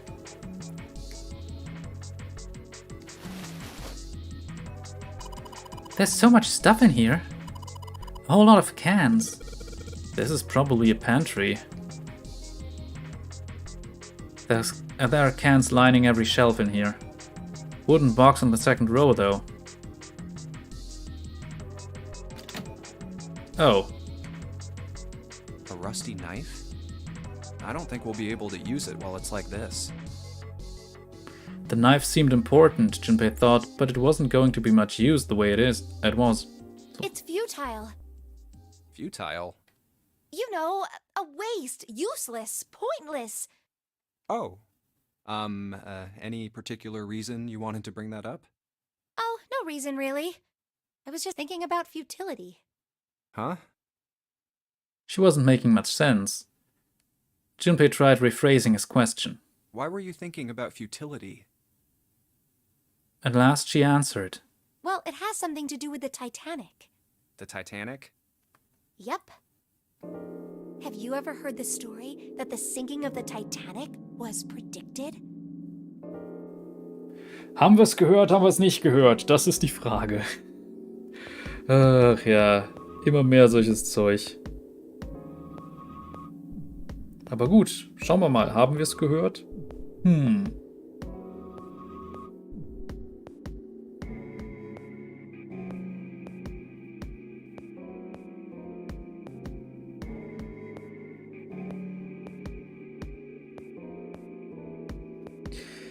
Aber ja, ich muss sagen, ich liebe diese Reihe sehr, aber es gibt manchmal so Punkte, jetzt gerade was so diesen ganzen pseudowissenschaftlichen Kram angeht, wo ich mir immer denke, ach Leute.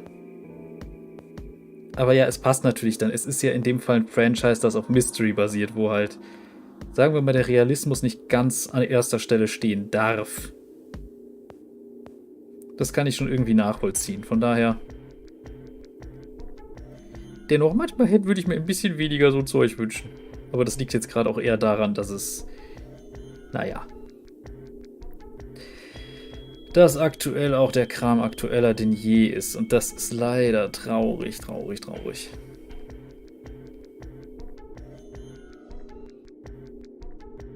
Aber gut. Jo, haben wir. Oh, yeah. I know what you're talking about. There was a novel that had a bunch of stuff in it that described the sinking of the Titanic before it actually sank. Yeah, that's the one. The title of the novel is Futility. It was written 14 years before the Titanic sank. But... I know. I mean, I didn't know the name of the book, but... The story was the same, right? It was just like what happened on the Titanic? Yeah. Well, I heard it was all a hoax. A hoax? I heard that the stuff that matched up to the Titanic so well was actually added after it sank. Apparently, the only thing that was the same originally was that a boat ran into an iceberg and sank. But the novel was published in 1898, 14 years before the accident. Like I said, that was the first print of the book. 14 years later, the author heard about what happened to the Titanic. He figured that was his chance, you know? He just went back and changed some stuff in his novel so that it matched the Titanic exactly. Surprised by Junpei's response, June seemed rather taken aback. Really? Really? There's no such thing as premonitions or any of that stuff. For a moment, June looked very unhappy, more so than Junpei thought was normal for such a discussion. But it lasted only a moment. With no apparent reason, she suddenly looked up at him, alarmed. But... That wasn't the only book that predicted the Titanic sinking. It wasn't? Yep. There were 2 other similar stories written by a man named William Thomas Stead. Both of them before the accident. One in 1886 and one in 1892. Stead wrote 2 stories that had striking similarities to the Titanic disaster. In one, 2 ships collided. Many of the passengers died because there weren't enough lifeboats. In the other, a ship collided with an iceberg. I don't know. I mean, I'll give you that it seems a little weird, but I'm pretty sure it wasn't too uncommon for ships to hit icebergs back in the day, or even other ships. Right, I knew you'd say that. But what if Stead had some sort of special powers? To be more specific, what if he had the ability to do automatic writing? What? Automatic writing? Wait, are you talking about when someone's possessed by a spirit and then they write a bunch of stuff without knowing what they're writing? Yes. What do you mean, yes? That stuff's a load of bull. But Jumpy, you said you believe in curses. Come on, that's totally different. Okay, interessanter Kommentar gerade. Ich mag auch die Theorie von Film Theorist, dass Jack ein Zeitreisender ist, der den Untergang herbeiführte, zumindest im Film. Ich muss gestehen, so MadPat, zumindest von Game Theory und Film Theory und was da sonst noch alles dranhängt. Irgendwie habe ich bei dem den Kaffee auf, ich weiß auch nicht mehr. Da ist teilweise so viel Zeug, wo dann auch einfach Dinge ignoriert werden oder gewisse Dinge einfach so... Es gab da zum Beispiel, als For Honor rauskam, ein Video von denen, wo es dann darum ging, wer würde in so einem, also im Kampf gewinnen, wirklich so Ritter, Wikinger oder Samurai. Und dann hat er den Wikinger so mit den höchsten Tönen gelobt. Und ganz im Ernst, sowohl Wikinger als auch Samurai, also speziell die Wikinger, waren zu einer Zeit, wo es sowas wie eine Plattenrüstung einfach noch nicht gab. Und bei den Samurai, die sind ja sowieso ein bisschen später dran gewesen mit der Entwicklung, aber die bevorzugte Waffe eines Samurai zur Hochzeit der Samurai war lustigerweise nicht das Katana, es war die Muskete. Von daher. Aber es ging dann darum, wie die da dargestellt werden, vor allem auch diese Holzrüstungen sind. Also die gab es, aber nicht bei den Samurai. Und das, was er dann da rausgehauen hat, so von wegen, wie großartig die Axt gegen die Rüstung wäre. Nein, wäre sie nicht. Wäre sie absolut nicht. Wenn ein Ritter in voller Plattenrüstung, so Spätmittelalter bis frühe Renaissance, damals einem Wikinger begegnet wäre, selbst einer Gruppe Wikinger, das, was die darauf geantwortet hätten, wäre wahrscheinlich mehr so Hellwette und abhauen. Weil das ist was, da kannst du nicht gegen ankommen. Und das, wie er da dran gegangen ist, das war so völlig am Thema vorbei und völlig fernab jeder Kompetenz von ihm. Und das fand ich so ein bisschen, nee, aber es gab auch andere Punkte manchmal, wo ich mir dachte, das braucht's jetzt nicht. Okay, let's say, hypothetically, that automatic writing isn't a total load. These guys still couldn't have predicted the sinking of the Titanic. When this Stead dude wrote his thing, nobody had died on the Titanic yet. So if automatic writing is about being possessed by dead people, who the hell possessed him so he could write that stuff? That's not it. What's not it? Stead wasn't possessed by a spirit. He was doing the possessing. Oh. What are you smoking? William Thomas Stead was a passenger on the Titanic. He just wrote down what he saw with his own eyes 20 years before it happened. He decided it was probably best to say nothing. What June was saying was insane and utterly absurd. If he tried to take what she was saying seriously, he'd go mad. Ich muss gestehen, auf Dating-Seiten bin ich auch schon mal so auf so Esoterik-Tanten gestoßen. Das ist, ist schlimm. Vor allem, wenn man dann so angesehen wird, als würde einem was ganz Wichtiges im Leben fehlen, nur weil man nicht spirituell ist. Das ist so. Ja, das ist so nach dem Motto, seit ich meine spirituelle Seite gefunden, mein Ego abgelegt habe, geht es mir viel besser. Und deswegen bin ich jetzt auch viel besser als ihr alle. So sind manche Leute drauf. Junpei smiled uncomfortably. Well, why don't we talk about this some other time, okay? Huh? But... Her voice trailed off, and she glanced at the floor, troubled. Come on, let's get back to it. Junpei tapped June gently on the shoulder and awkwardly reached around her to pick up the knife from the box. Yay, rostiges Messer. We're really in trouble. I know, just repeating myself, but this is really a futility moment. That blade is so rusty. Yeah, I know. We can't cut a damn thing with a knife like this.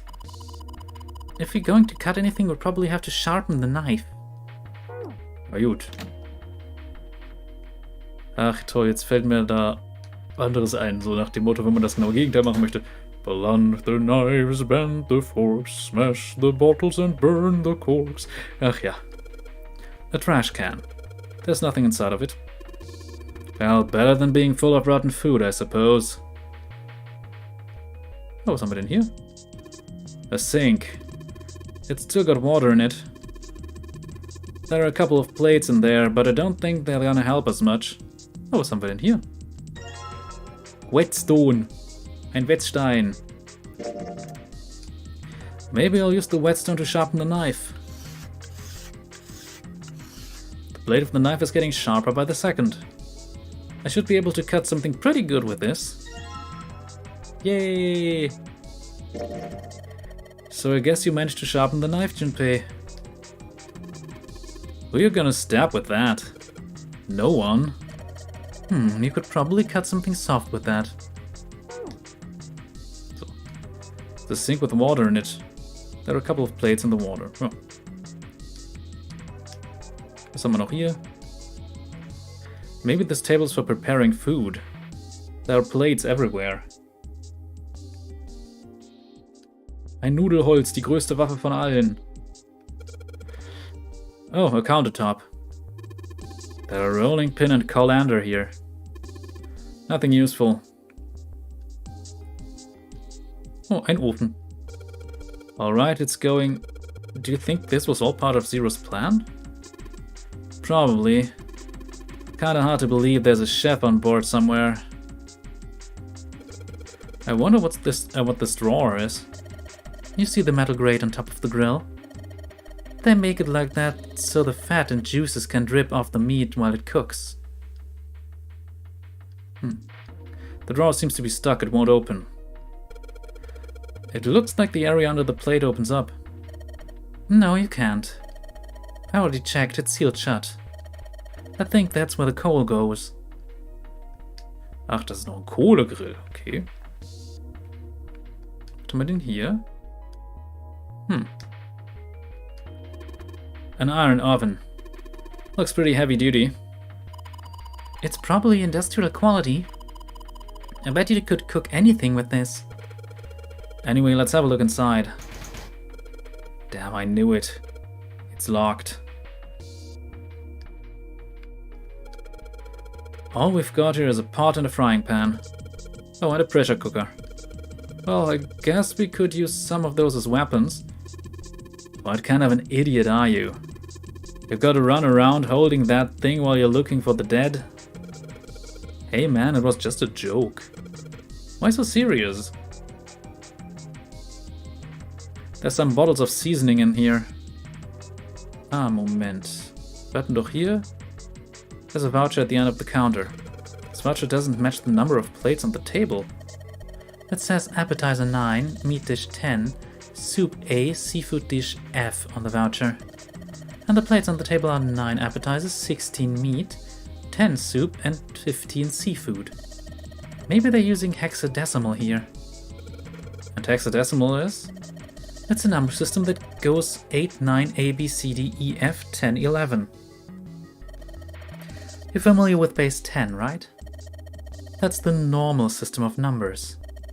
The base 10 equivalents for hexadecimal numbers would go like this.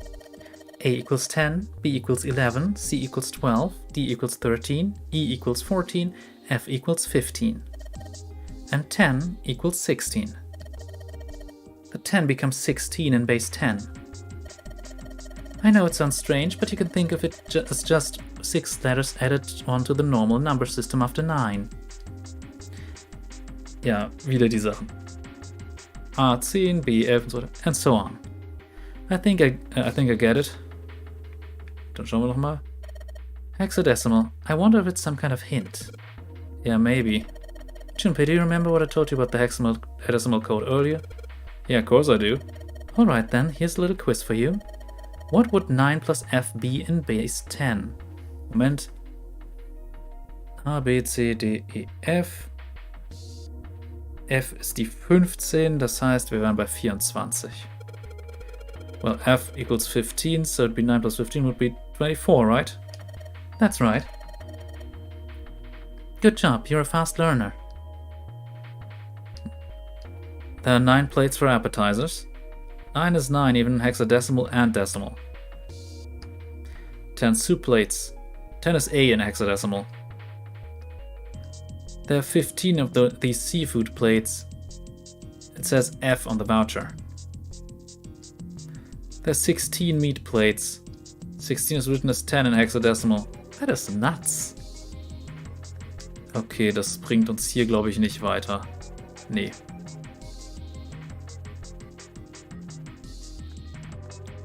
Aber sonst haben wir quasi überall. Also schauen wir nochmal. Ja.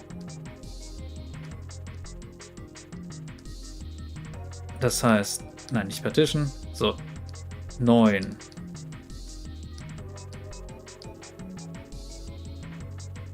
Ja, wobei, das kann es ja nicht sein. Moment, kann ich mit den Türen etwas machen? Ah, Quatsch, die Tür ging. Die da hinten? Ah. It's a bolt. And it's really rusty. Will this even open? We won't know till we try. Let's give it a shot. Alright, let's see if you're gonna come out. Damn. No dice. Wir haben Öl. This bolt is rusted in place. It won't budge. Of course. Maybe if I put some oil on it. Hey. Just a little bit of oil and... Come on. Come on, you little son of a bitch. Whoa. Ha, yes, got you, little bastard. You did it, Jumpy. You're so smart.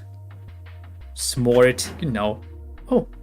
As Junpei walked into the room, a blast of cold air washed over him. Almost instinctively, he folded his arms tight across his chest, doing what he could to conserve body heat. Oh, it's cold in here. What is this place? Are you blind? It's a freezer. Santa's teeth had already begun to chatter. Hardly surprising. The freezer was far too cold for someone dressed as he was. Lotus, however, was in an even worse situation. Oh, no way. That's way too cold for me. Nein, ich mache jetzt keinen Scherz. Ich mache jetzt keinen unangebrachten Scherz. I'll Weiter. freeze solid in seconds. Sorry, but I'm afraid I'll have to pass on this one. I'm going to leave the rest to you. And with that, she ran out of the room. As Lotus left, June came in. Oh, whoa. It's really cold in here. White puffs of steam hovered in front of their faces as they talked. June had already started to shiver. Hey, you don't need to be in here. You had a fever just a little bit ago. You should stay outside. We got this. No, I'm fine. My fever's gone now. But Junpei had scarcely opened his mouth Huh? when the thunderous sound of metal upon metal rang out from behind them. In unison, they spun around to find that the door they had only recently come through was closed. Junpei rushed to the door. no! Why did it suddenly close? Desperately, he grabbed hold of the doorknob. Ah! It was cold, beyond cold. Merely touching it was painful. The knob's frozen! But why? They quickly deduced that the pipe next to the door had ruptured. It looks like the pipe next to it broke, and... Water released by the rupture had hit the door and frozen instantly. Santa shoved Junpei aside and pounded against the door. Hey, Lotus! You're out there, right? Open the door! She wasted no time in responding. What do you want? What's going on? The door won't open! Try opening it from that side, please! Oh, fine. Like, if you say so. Hold on. Soon they could hear Lotus on the other side of the door. Then the grunting ceased, and they could hear light panting as if from exertion. It's no use. It won't budge. You've got more people in there. You figure it out. Oh. God damn it. Santa was shaking like a newborn deer. June was hugging herself and was shivering violently. Even Junpei, with the heaviest clothes of any of them, was clearly feeling the cold. With every breath they took, they could feel the cold working its way deeper and deeper into their bodies. Anyway, let's find a way out. If we don't get moving, we're gonna be permanent residents. Two heads are better than none. I'm sure we'll figure something out. Yeah, you're right. Let's just take a good look around this room, okay? Right.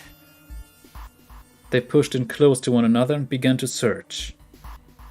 Ich möchte kurz anmerken, es wäre möglich gewesen, wahrscheinlich mit dem Messerknauf das Eis kaputt zu schlagen, aber okay. There's some frozen meat up there. Looks like pork. Huh? What's this?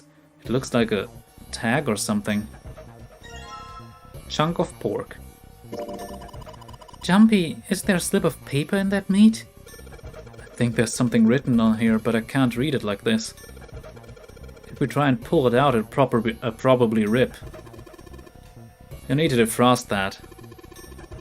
Don't think we're gonna be doing that in this room. Somebody in here. Oh. Trockeneis. Dry ice? Can't you make that stuff cause an explosion if you seal it in something that's airtight? Explode? Yeah, didn't you do that in school? You should never underestimate the power of expanding gas. Yep. In eine Flasche, bisschen warmes Wasser rein und weglaufen. Junpei picked up the dry ice with his sleeves so as to avoid burning himself. Dry ice is just frozen carbon dioxide, right? Yep. Yeah, it is. I wonder how warm it has to get for it to turn back into gas again. Hell if I know. How is that gonna help us anyway? Oh, well, I figured we might be able to use it to get out of here. They were about to move on when June spoke up. Carbon dioxide sublimation point is negative 109 degrees. Fahrenheit oder Celsius? Any warmer than that, and it'll turn into gas. Any lower, and it becomes a solid. Junpei looked at her, dumbfounded. Oh, how do you know that? Despite my looks, I'm the the queen of random knowledge. Wäre ich weiblich, würde ich dich diesen Titel herausfordern. Looks bad to mess up when you're showing off. Oh, you're so cold your mouth's going numb? Yeah, that's right. You're just doing that on purpose, aren't you? June giggled and did her best to hide her guilt. At least she was still feeling good enough to joke around, Junpei told herself. Come on, guys. Don't you think that's kind of weird? I wonder why it doesn't turn into a liquid first. Santa was now shivering at an astounding rate, but his curiosity seemed unaffected. Junpei... Yeah, you want it out of the freezer now, or it did seem rather odd? Was nehmen wir?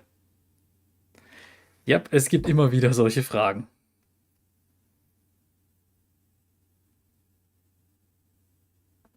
Und ja gut, was Sublimation angeht, das ist eigentlich jetzt auch nichts so Besonderes, wenn man es mal ganz genau nimmt. Jod zum Beispiel macht das noch deutlich eher als Kohlenstoffdioxid. Aber am Ende des Tages ist es auch nicht so wichtig. Es ist halt einfach eine Eigenschaft von dem Zeug unter bestimmten Bedingungen. Und das ist das Wichtige. Unter bestimmten Bedingungen haben wir solche Sublimationssituationen. Wenn wir diese Bedingungen nicht haben, sublimiert es auch nicht.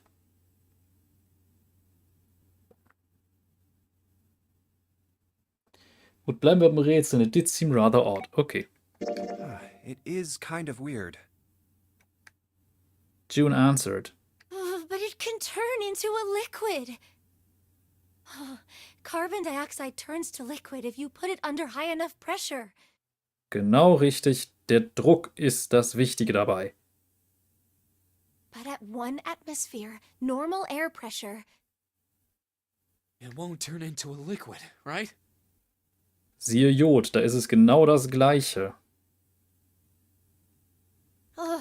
That's right. Instead of melting, it'll do what's called sublimating and change immediately from a solid state to a gaseous one. See, that is weird. Water's a liquid between 32 degrees and 212 degrees. Okay, es geht um Fahrenheit. Es ist immer Fahrenheit. Ugh. So why isn't that the case for carbon dioxide? June replied with an answer that stunned both of them. There's a kind of ice that doesn't turn into liquid when it goes above 32 degrees. Unter entsprechend hohem Druck normales Wasser. Naja. Huh? I heard about it. Its melting point is 96 degrees. Ice with a melting point of 96 degrees?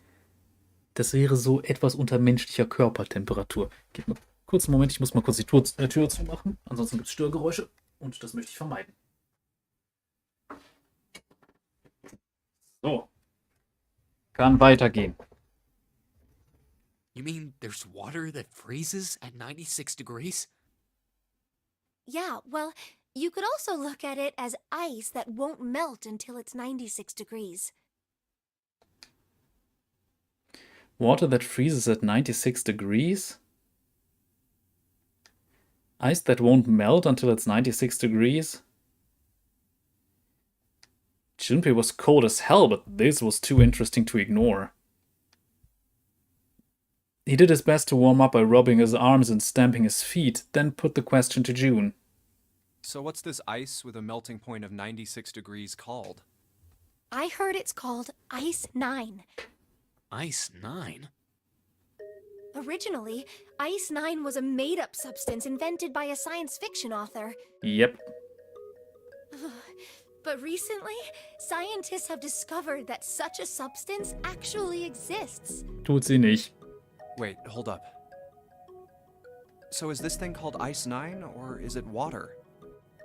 Like I said, if the ice is over 96 degrees, it'll be liquid. If it's under that, it'll solidify. So you could think of it as a polymorph of H2O.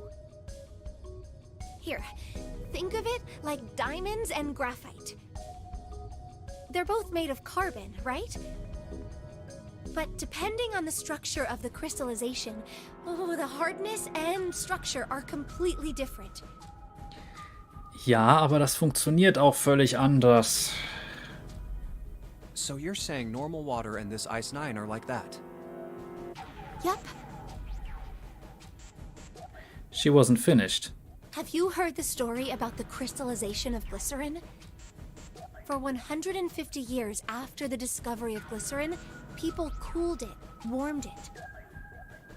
They did all sorts of things to it. But whatever they did, it never crystallized. However, one day in 1920, some glycerin on its way to England by ship was discovered to have crystallized during the trip. Scientists around the world wanted to research this new crystallized form of glycerin and asked for seeds. Oh, a seed is a sample of the original crystallized substance. With a seed crystal, further crystallization of glycerin would be easy. However, something very strange happened. Not only did the glycerin encouraged by seed crystals begin to crystallize, even the samples nearby did, even though they were tightly sealed. And it didn't end there. After that day, it doesn't matter where in the world it is. All glycerin crystallizes naturally when cooled to less than 64 degrees. Before that day, no matter how glycerin was cooled, it refused to crystallize. But once the crystallization had begun, it was almost like, how do I put it? It was almost like all the glycerin in the world was communicating. Communicating in some way that we can't sense. And now it's happening everywhere. Und das ist alles ziemlicher Bullshit, aber okay. Junpei was honestly impressed oder was kind of annoyed? Was nehmen wir?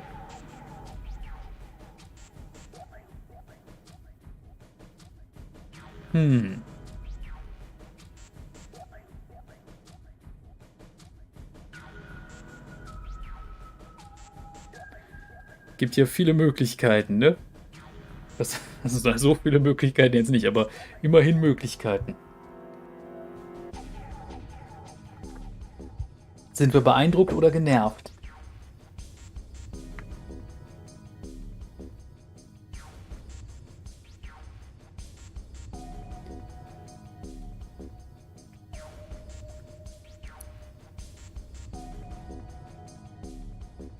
Es geht jetzt nicht darum, wie ich mich fühle. Wie fühlt sich Junpei? Ich bin gerade einfach nur genervt von Pseudowissenschaft in der realen Welt. Und darum ist es eine Sache, die mich gerade auch ein bisschen die mich hier gerade auch ein bisschen stört, auch wenn ich weiß, dass das Spiel einfach eine geile Story erzählt. Also, was soll man nehmen?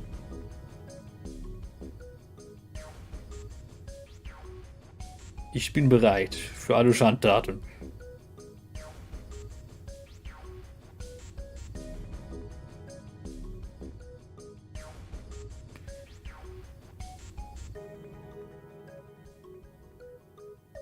Ja, dann impressed, okay.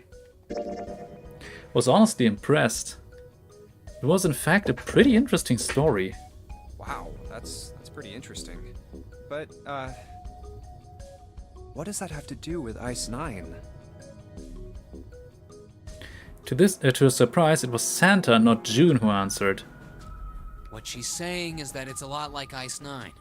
What happened, I mean. A lot like? Oh, that would be bad. If water everywhere started freezing at 96 degrees, man. It'd be the end of the world. Ja, das kann man so sagen. Junpei felt that Santa might not be treating the idea of the end of the world with the proper concern. At any rate, we're not gonna have to worry about the end of the world unless we can get out of here pretty damn quick. He was right. Junpei shivered. Alright guys, I think that's enough of that. I didn't think we'd get quite this far off topic. Yep, vor allem, wenn man dabei ist zu erfrieren. I mean, I know I'm kinda at fault here, but we can't be screwing around anymore. So seriously, I might go by the name Santa right now, but I didn't grow up in Iceland. I freaking hate the cold. So let's get cracking, alright? We gotta find a way out of here. Santa stomped off, clearly doing his best to pretend the cold wasn't affecting him. Selfish, isn't he? Still, Santa was right, and it was high time they got back to their search. Ice 9 is interesting and all, but we can discuss it more once we get out of this freezer. Junpei looked at June, nodded, and resumed his search of the room.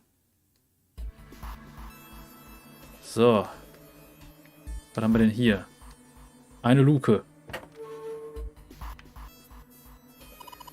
There's so much stuff in here. Why don't we take some of it out, Jumpy? Sturdy rope. It's a rope. Well, we could use it to attach something to something else, I suppose.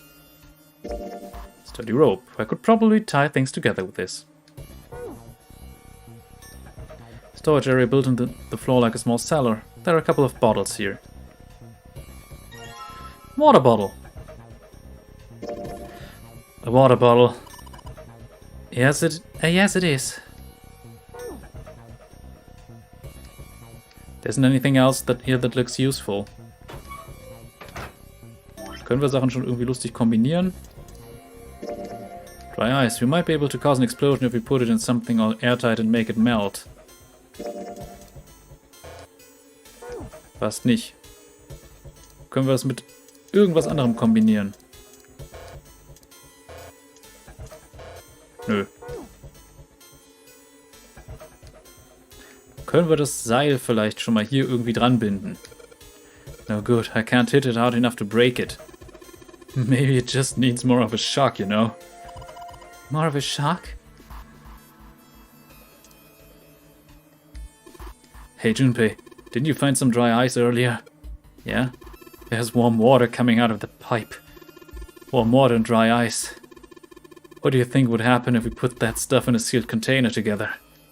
Ah ja, stimmt, hier läuft Wasser runter. There's water dripping from this pipe. It looks like when the pipe burst, the water hit the doorknob and froze it in place. This water actually seems almost warm. Also, ich kann das also nicht vorher schon in die Flasche packen. Okay. Na, Dry Ice. Kann ich jetzt hier irgendwie... Quatsch. Let's start off by putting the dry ice into the water bottle. The dry ice is too big. Well, you gotta figure out a way to make it smaller then, don't you, genius? Ich kann das nicht mit dem Fleisch kombinieren, ne?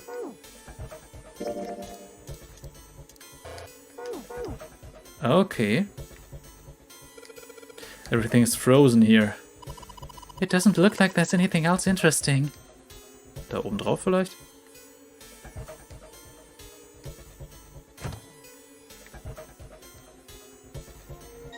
Oh, frozen chicken.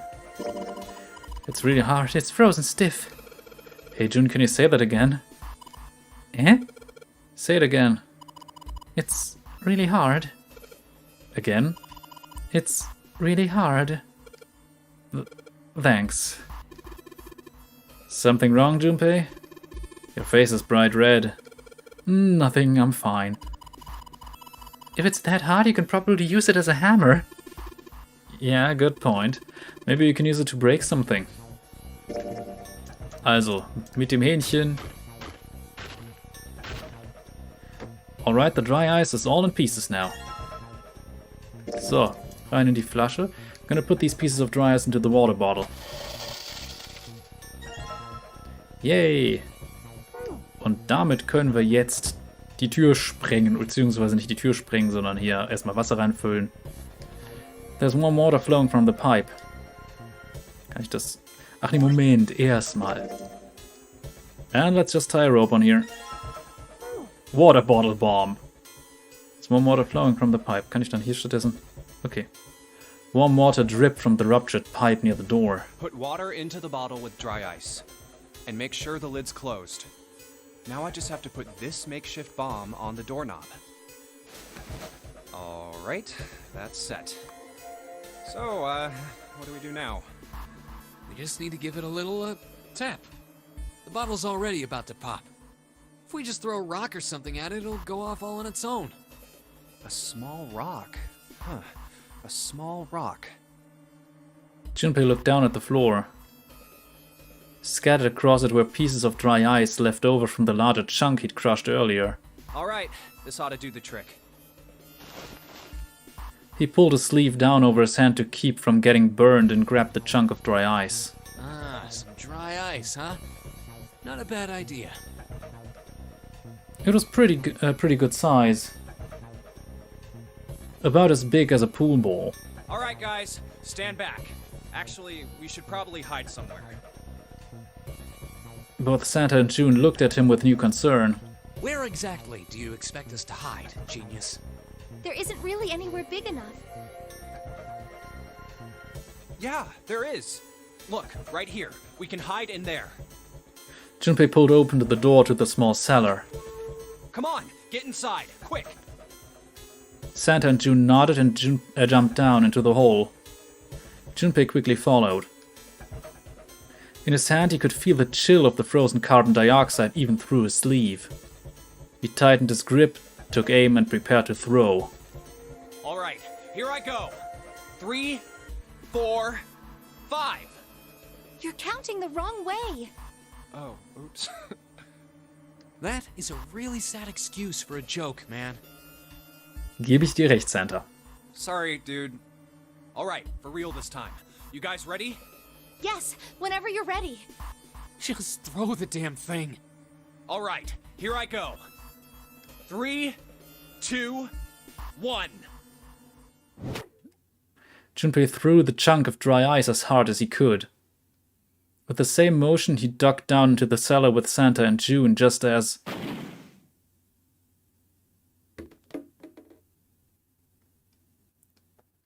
Junpei leapt out of the cellar and ran to the door. Jumpy! Man kann relativ einfach berechnen, was da allein bei dem Volumen und der Menge an Trockeneis für einen Druck entstehen muss. Dass das sowas auslöst? Yep, verständlich. The ice on the door, is it gone? Yeah, it's gone! Jetzt mal eine kleine Frage. Wobei, nee, wenn Wasser daran spritzt und das sofort gefriert, kann man nicht einfach das warme Wasser aus der Leitung nehmen. The blast must have shattered it. Yes! Alright, let's see if it opens. Junpei grabbed the knob and pushed with all his might. The door gave way easily, and all three of them turned out of the freezer at once. Tumbled out of the freezer at once. Hooray! We're out! June, relieved, collapsed onto the floor. Move! Santa shoved past Junpei and ran straight to the grill, which he immediately grabbed. Oh, god damn it! Hot, hot, hot, hot, hot, hot! Fuck! He proceeded to kick the grill in a futile but amusing fit of rage. Well, you did just grab the grill. What did you think would happen?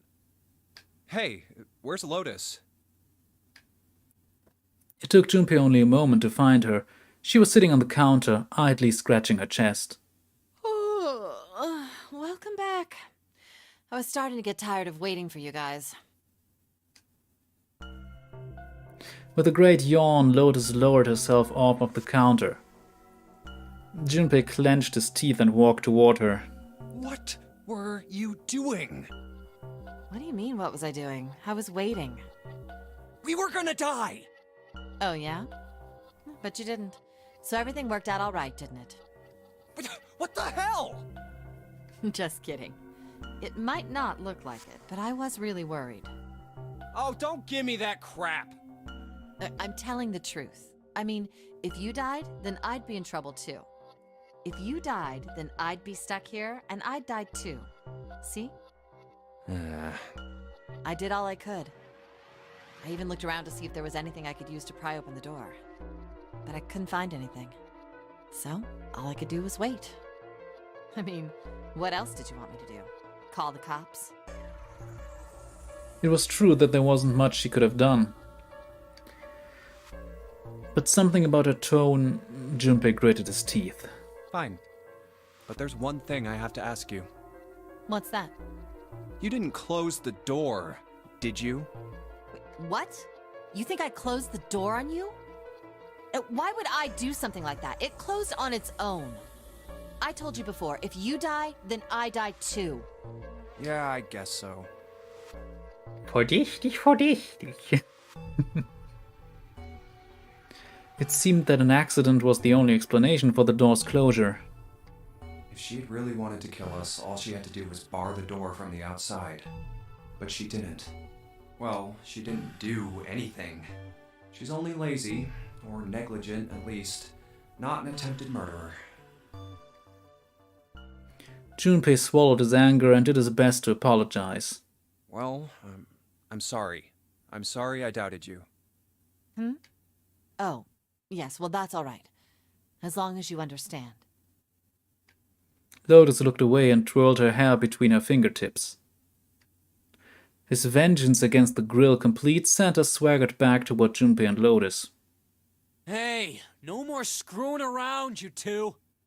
Break time's over. Especially for you, lady.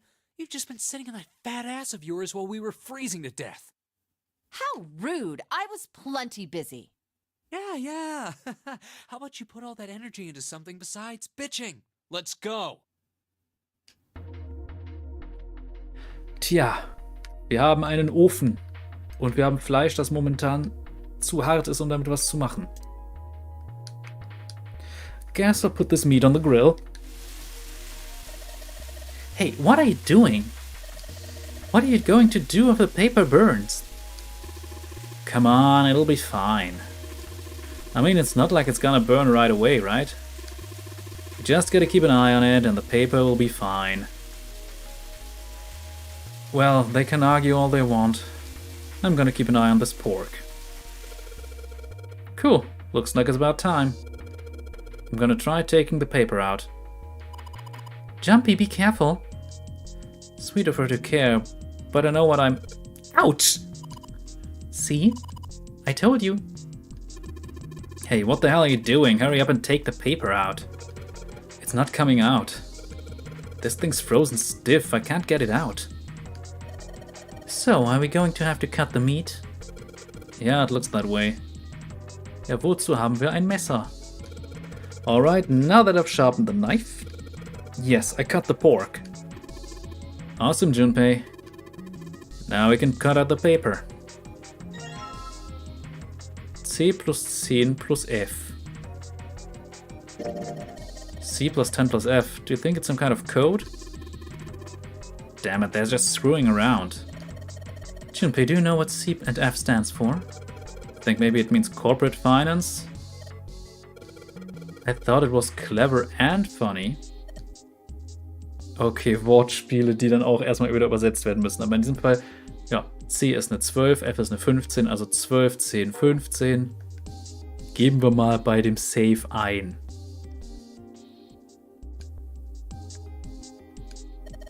This is probably what you're supposed to use to enter the password. Maybe if you put in the right number, it'll open the oven door. Junpei, maybe the note you found earlier? Yeah, I know. Do you know how to enter those numbers? I think E is for enter and C is for clearing. So basically when I'm ready to submit my answer, I press E. So if I screw up, I press C, right? Lotus nodded. Alright, let's give it a shot. Also. 12, 10... Hä? 12... Ach, ich kann gar nicht alles eingeben. Ah, okay, dann muss ich jetzt erstmal einfach zusammenrechnen. Das Ding hat nur 13. Das heißt 12 plus 10 plus 15 sind wir bei 37.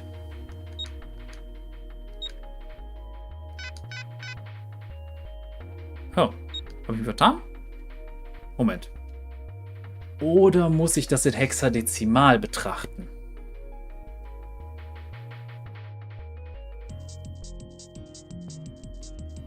Das wären dann nämlich 25. Weil, ja, probieren wir es mal damit. Ach nein! Die 10 ist eine andere. Die 10 ist ja eine 16. Und keine 10. Das heißt 12 plus 16 plus 15.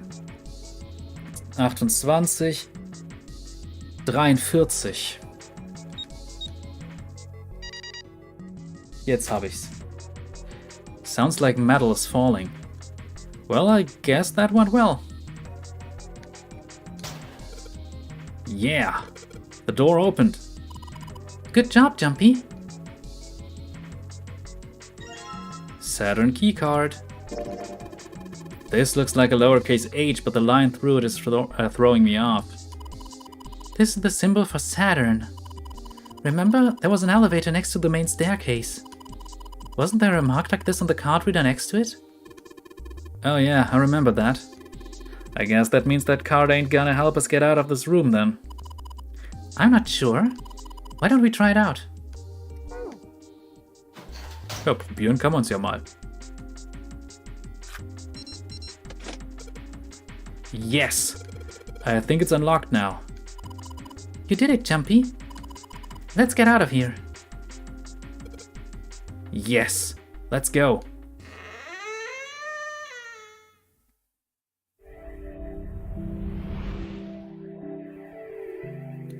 Und damit sind wir auch hier raus. I think we've been here before. A metal grate stretched from wall to wall. Beyond it were 2 elevators and the entrance to the kitchen. The elevators are over there, so that means... We went into the kitchen through that door and came out on this side. That means the map was right. Looks like. Then let's use it to plan our next move. Next move? Yeah, we need to decide where to go from here, don't we? He's right. Let's get started. From the looks of it, there are 4 possible routes. Let's just keep it simple and call them A, B, C, and D. First, A and B. They both seem to connect to a room that looks L-shaped. Yeah, there were 2 doors.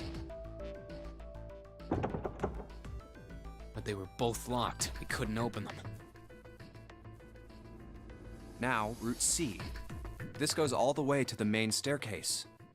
That means it's door 5, one of the numbered doors.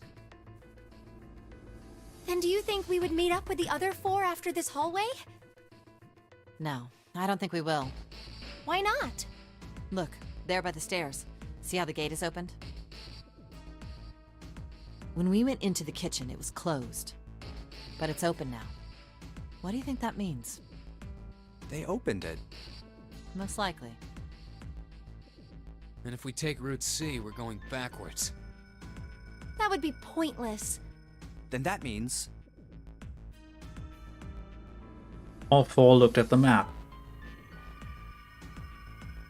They all looked at the staircase, its lazy curve leading down deeper into the ship. Route D, then. D it is. Yup, Route D. Ganz im Ernst, warum müsst ihr den Buchstaben D so oft wiederholen? Then we're set. They jogged down the stairs until they reached the C deck. Everything looks okay here. Let's check the next deck just to be sure. Yeah, just like I thought. D-deck is totally underwater. Just like the bottom of the central staircase. The water gazed back at them, its smooth surface like a great mirror. At least the water level hasn't really changed. Small comfort. May as well head back to C deck. What else is here? There are 2 elevators over there at the top of the stairs. Just like the floor above. Hold on. These are kind of different. See? There's a card reader on the side. Another strange mark. Hey, look! It's Lotus's symbol. Huh? See? It's the woman symbol with horns on it. That seems like... Oh, ouch, ouch, ouch, ouch, ouch, ouch! Tja, verdient. Lotus had taken hold of Junpei's hair. She began to shake him violently, and he thought he heard a low growl coming from her throat. What was that about the mark again? Nothing. Such violence. Junpei began to wonder if she was not the devil herself. With an uncomfortable smile, June spoke up. This is a Mercury symbol. The horns symbolize the wings on Hermes' staff. Hermes, herpes, whatever. If we can't get this thing to work, these elevators aren't going anywhere. In other words, we need a key card with the Mercury symbol on it. Probably. I guess we can't get on then. Let's just disregard the elevators for now. How about this hallway on the left? Whoa, there's so many doors. They weren't sure how many, but certainly enough to be discouraging. Damn it.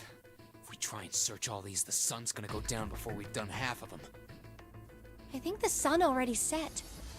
I have a feeling this ship is the only thing that's going to be going down anytime soon. That's even worse. Well, we can come back to this hallway later. Let's check the hallway on the other side, shall we? Time to head back to the stairs. To their right was a small hallway. And now the right hallway. Quickly, they headed into it. It was approximately the same size as the alcove in front of the stairs. The hallway led toward the stern, and at its end was a set of double doors. There are doors here too. Well, I guess it's just 4 this time. Let's open them. All right, let's start with this one. Junpei nodded and grabbed the one closest to him. He gave it a small tug and felt it move. It isn't locked. I'm going to open it. Thrilled to have found an unlocked door, he threw it open.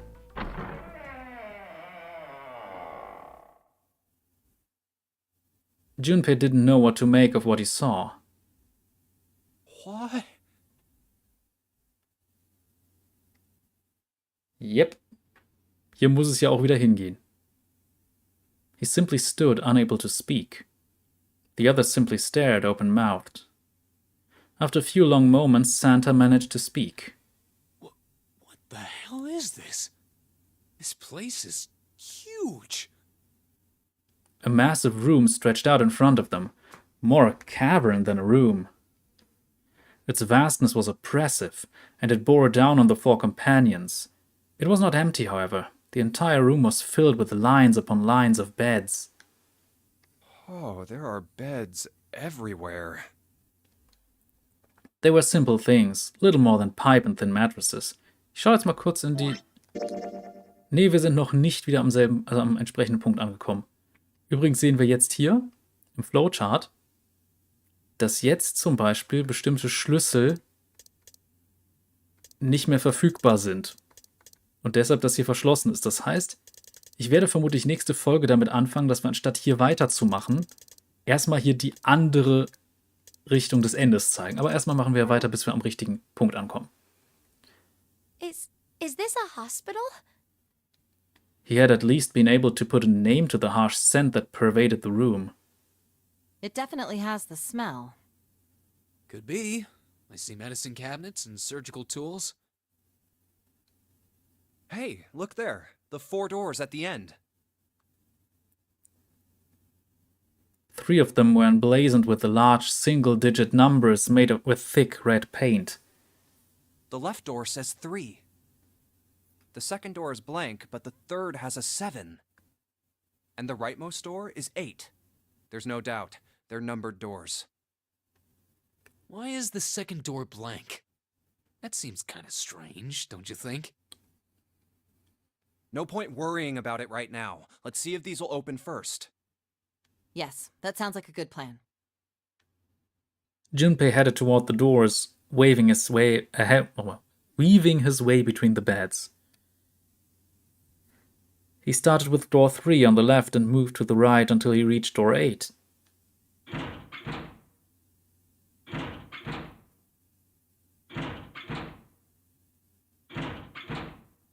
Oh, it's no use.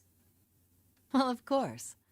If it was that easy to open these doors, what would be the point of the notary game? We have to activate the red, or the numbered doors won't... Wait a minute. What's wrong? Look, the display on the red. There's nothing on it. Huh? Don't you remember? The red at the central staircase? If no one was inside, it said vacant. Oh yeah, you're right. But this one, There's nothing on it. right? I wonder if it's broken. Only one way to find out.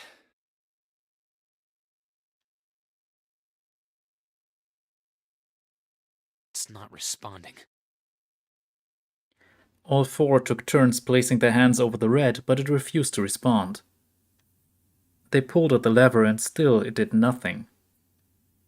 As they soon discovered, it wasn't only the red for door 8 that was behaving strangely. How about the red on door 7? And door 3? None of them are working. What does it mean? I knew it. They're broken. Zero sure sucks at maintenance. No, that's impossible. You really think Zero, who prepared all of this, would make such a stupid, simple mistake? Maybe, but that doesn't explain why this thing ain't working. It was at that moment that they heard a voice from behind them. I believe the bottom of the device has been removed. They spun around to see, Snake! but it was more than just Snake. Ace! Clover! 7! Although they were glad to see one another, it wasn't terribly surprising that they had. If it had been the other party who'd opened the gate in front of the kitchen, it wasn't unreasonable that they'd bump into one another eventually. Ich überlege gerade, ich hatte letztens erstmal gelesen, wie eigentlich Clover nochmal im japanischen Original genannt wurde. War das Yotsuba? Ich bin mir nicht ganz sicher. Auf jeden Fall auch irgendeine Anspielung auf ein vierblättriges Kleeblatt. Aber ich habe nicht genug Ahnung von Japanisch, um das zu verstehen, was es genau bedeutet, aber ich meine, diesen Begriff gelesen zu haben. Naja. The rest of Snake's team, however, did look rather surprised. How? How did you end up here? That's my line? Perhaps we should exchange information. After a moment of silence and surprise, everyone suddenly began to talk, desperate to exchange information. Und ich glaube, ab dem Punkt... Nee, noch nicht ganz. They talked about the rooms they'd been through and how they'd ended up in the same place. Of course, none of it was very useful information, but that hardly mattered. They were happy to simply see one another again. Although the level of cheer varied greatly from person to person, each one of them was wearing some manner of smile. Almost as though they had already forgotten about the death of the 9th man. No, thought Junpei, perhaps that wasn't it. Perhaps thoughts of his death were what drove them to smile at one another. Not in a morbid or hateful way, no. The 9th man had died. But they were still alive, and that was something to be happy about. A sort of simple, uncomplicated joy, Junpei thought, the joy of being alive. Still alive. He felt sorry for the 9th man, but more than anything, Junpei was just happy to be alive.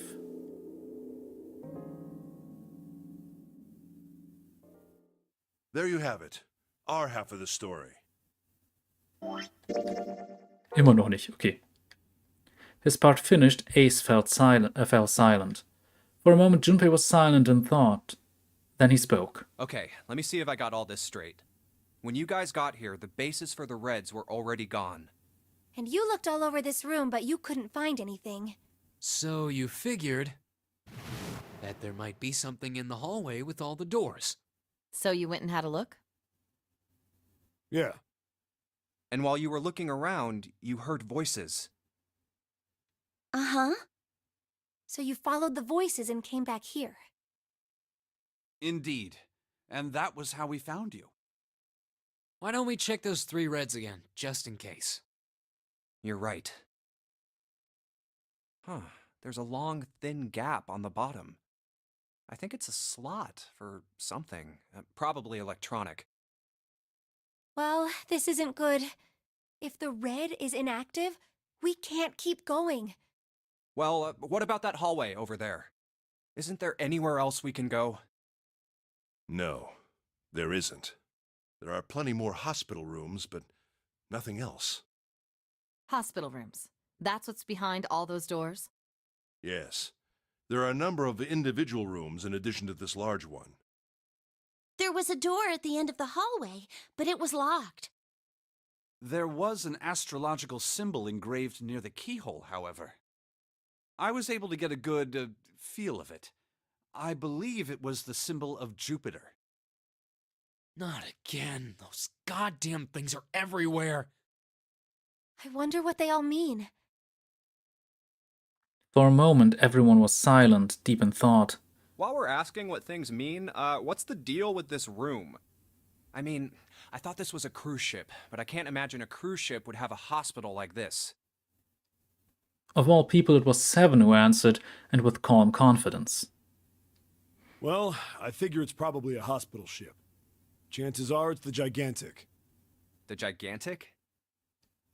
Junpei looked confused. So did everyone else. What is this gigantic? Seven knit his brows for a moment, then began to explain. The Gigantic. Das kennen wir eigentlich schon. She was a sister ship to the Titanic, built in the early 20th century. Actually, the Titanic had two sister ships, and they looked exactly the same. The Gigantic was said to be one of them. They intended to make her a passenger liner like the Titanic, but World War I began soon after the ship launched. The British Navy took her over and made her a hospital ship. At some point during the war, the Gigantic was damaged by a German mine in the Aegean Sea. She ran aground afterwards, so she didn't end up sunk. What happened to her after that? One theory going around is that a man named Lord Gordain bought her. Seemed like he'd been one of the few to survive the Titanic sinking. That trauma turned him into some kind of obsessive collector of all things related to the Titanic. Soon enough, the guy wanted the Titanic itself. Which was impossible, of course. It's stuck at the bottom of the Atlantic Ocean. But the Gigantic wasn't. And seeing as she was identical... So you're saying this Lord Gordain bought this ship? Yeah, at least I think I am. That's impossible. No way we're in some boat that's almost 100 years old. Pipe down, just pay attention. What, that's it? Well, have you got any proof? Proof? Proof that this ship is really the Gigantic. Well, this ship's got stuff that's like the Titanic and a hospital ship. So, I just figured. Oh, for goodness. Don't tell me that's your only reason. No, I've got more. Like? Well, I mean...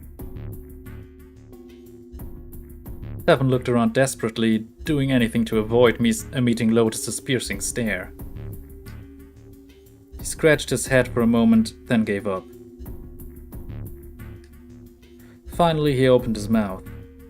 I don't know. Lotus sighed and shook her head. I guess your memory isn't back yet, is it? Yeah, sorry about that. Hey, whoa, wait a minute. Memory isn't back? Stimmt, das ist in dieser Zeitlinie bisher noch nicht rausgekommen, weil das kriegt man in der anderen mit, weil man einfach mit Seven im selben Raum ist und da erzählt er einem das. Junpei he felt legitimately shocked by what seemed to be new and very important information. Everyone else, however, seemed unimpressed. In fact, they all looked at Junpei as though he had said something very strange. Yeah? Your point being? He decided to revise his attitude for the next question. Wait, was I the only one that didn't know? Everyone nodded. Why? Oh, yeah, I guess I didn't tell you, huh? I told the rest of them before we ran into you on the stairs. I told them I couldn't remember a damn thing from before I woke up. What? Then, almost as if to save Junpei from further embarrassment,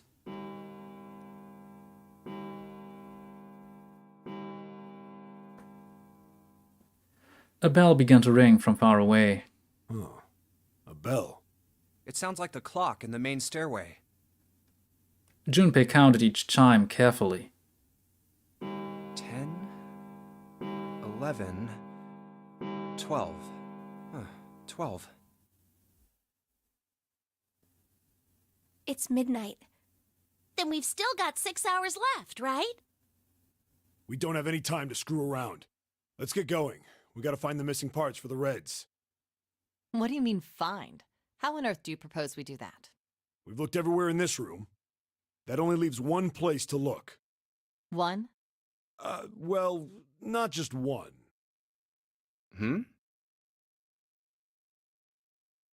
Wait. Don't tell me you mean we need to search all of the other rooms. Mal kurz schauen. Lesen wir immer noch nicht. Don't freak out. We've already searched 4 of them. 4 rooms? We just have to split up the rest between the 8 of us. If each of us can do 6 rooms apiece, we'll have the other 48 rooms cleared in no time. There are 48 other rooms? Her earlier experiences had apparently not encouraged Lotus to trust Seven. Seven scratched his head awkwardly. Maybe? Irgendwie Alright, passte das so wieder. everyone knows which area they're searching? Irgendwie passte das wieder nicht so ganz zusammen.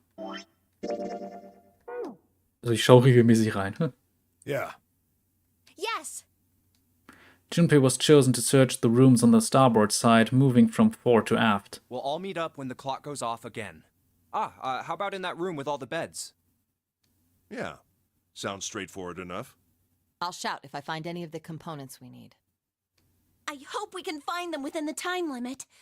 If we can't, then we'll just have to come up with another plan. Right. Then let's do this. The details decided, they left to begin searching. Out into the hallway they went, each to the rooms they'd been assigned. However,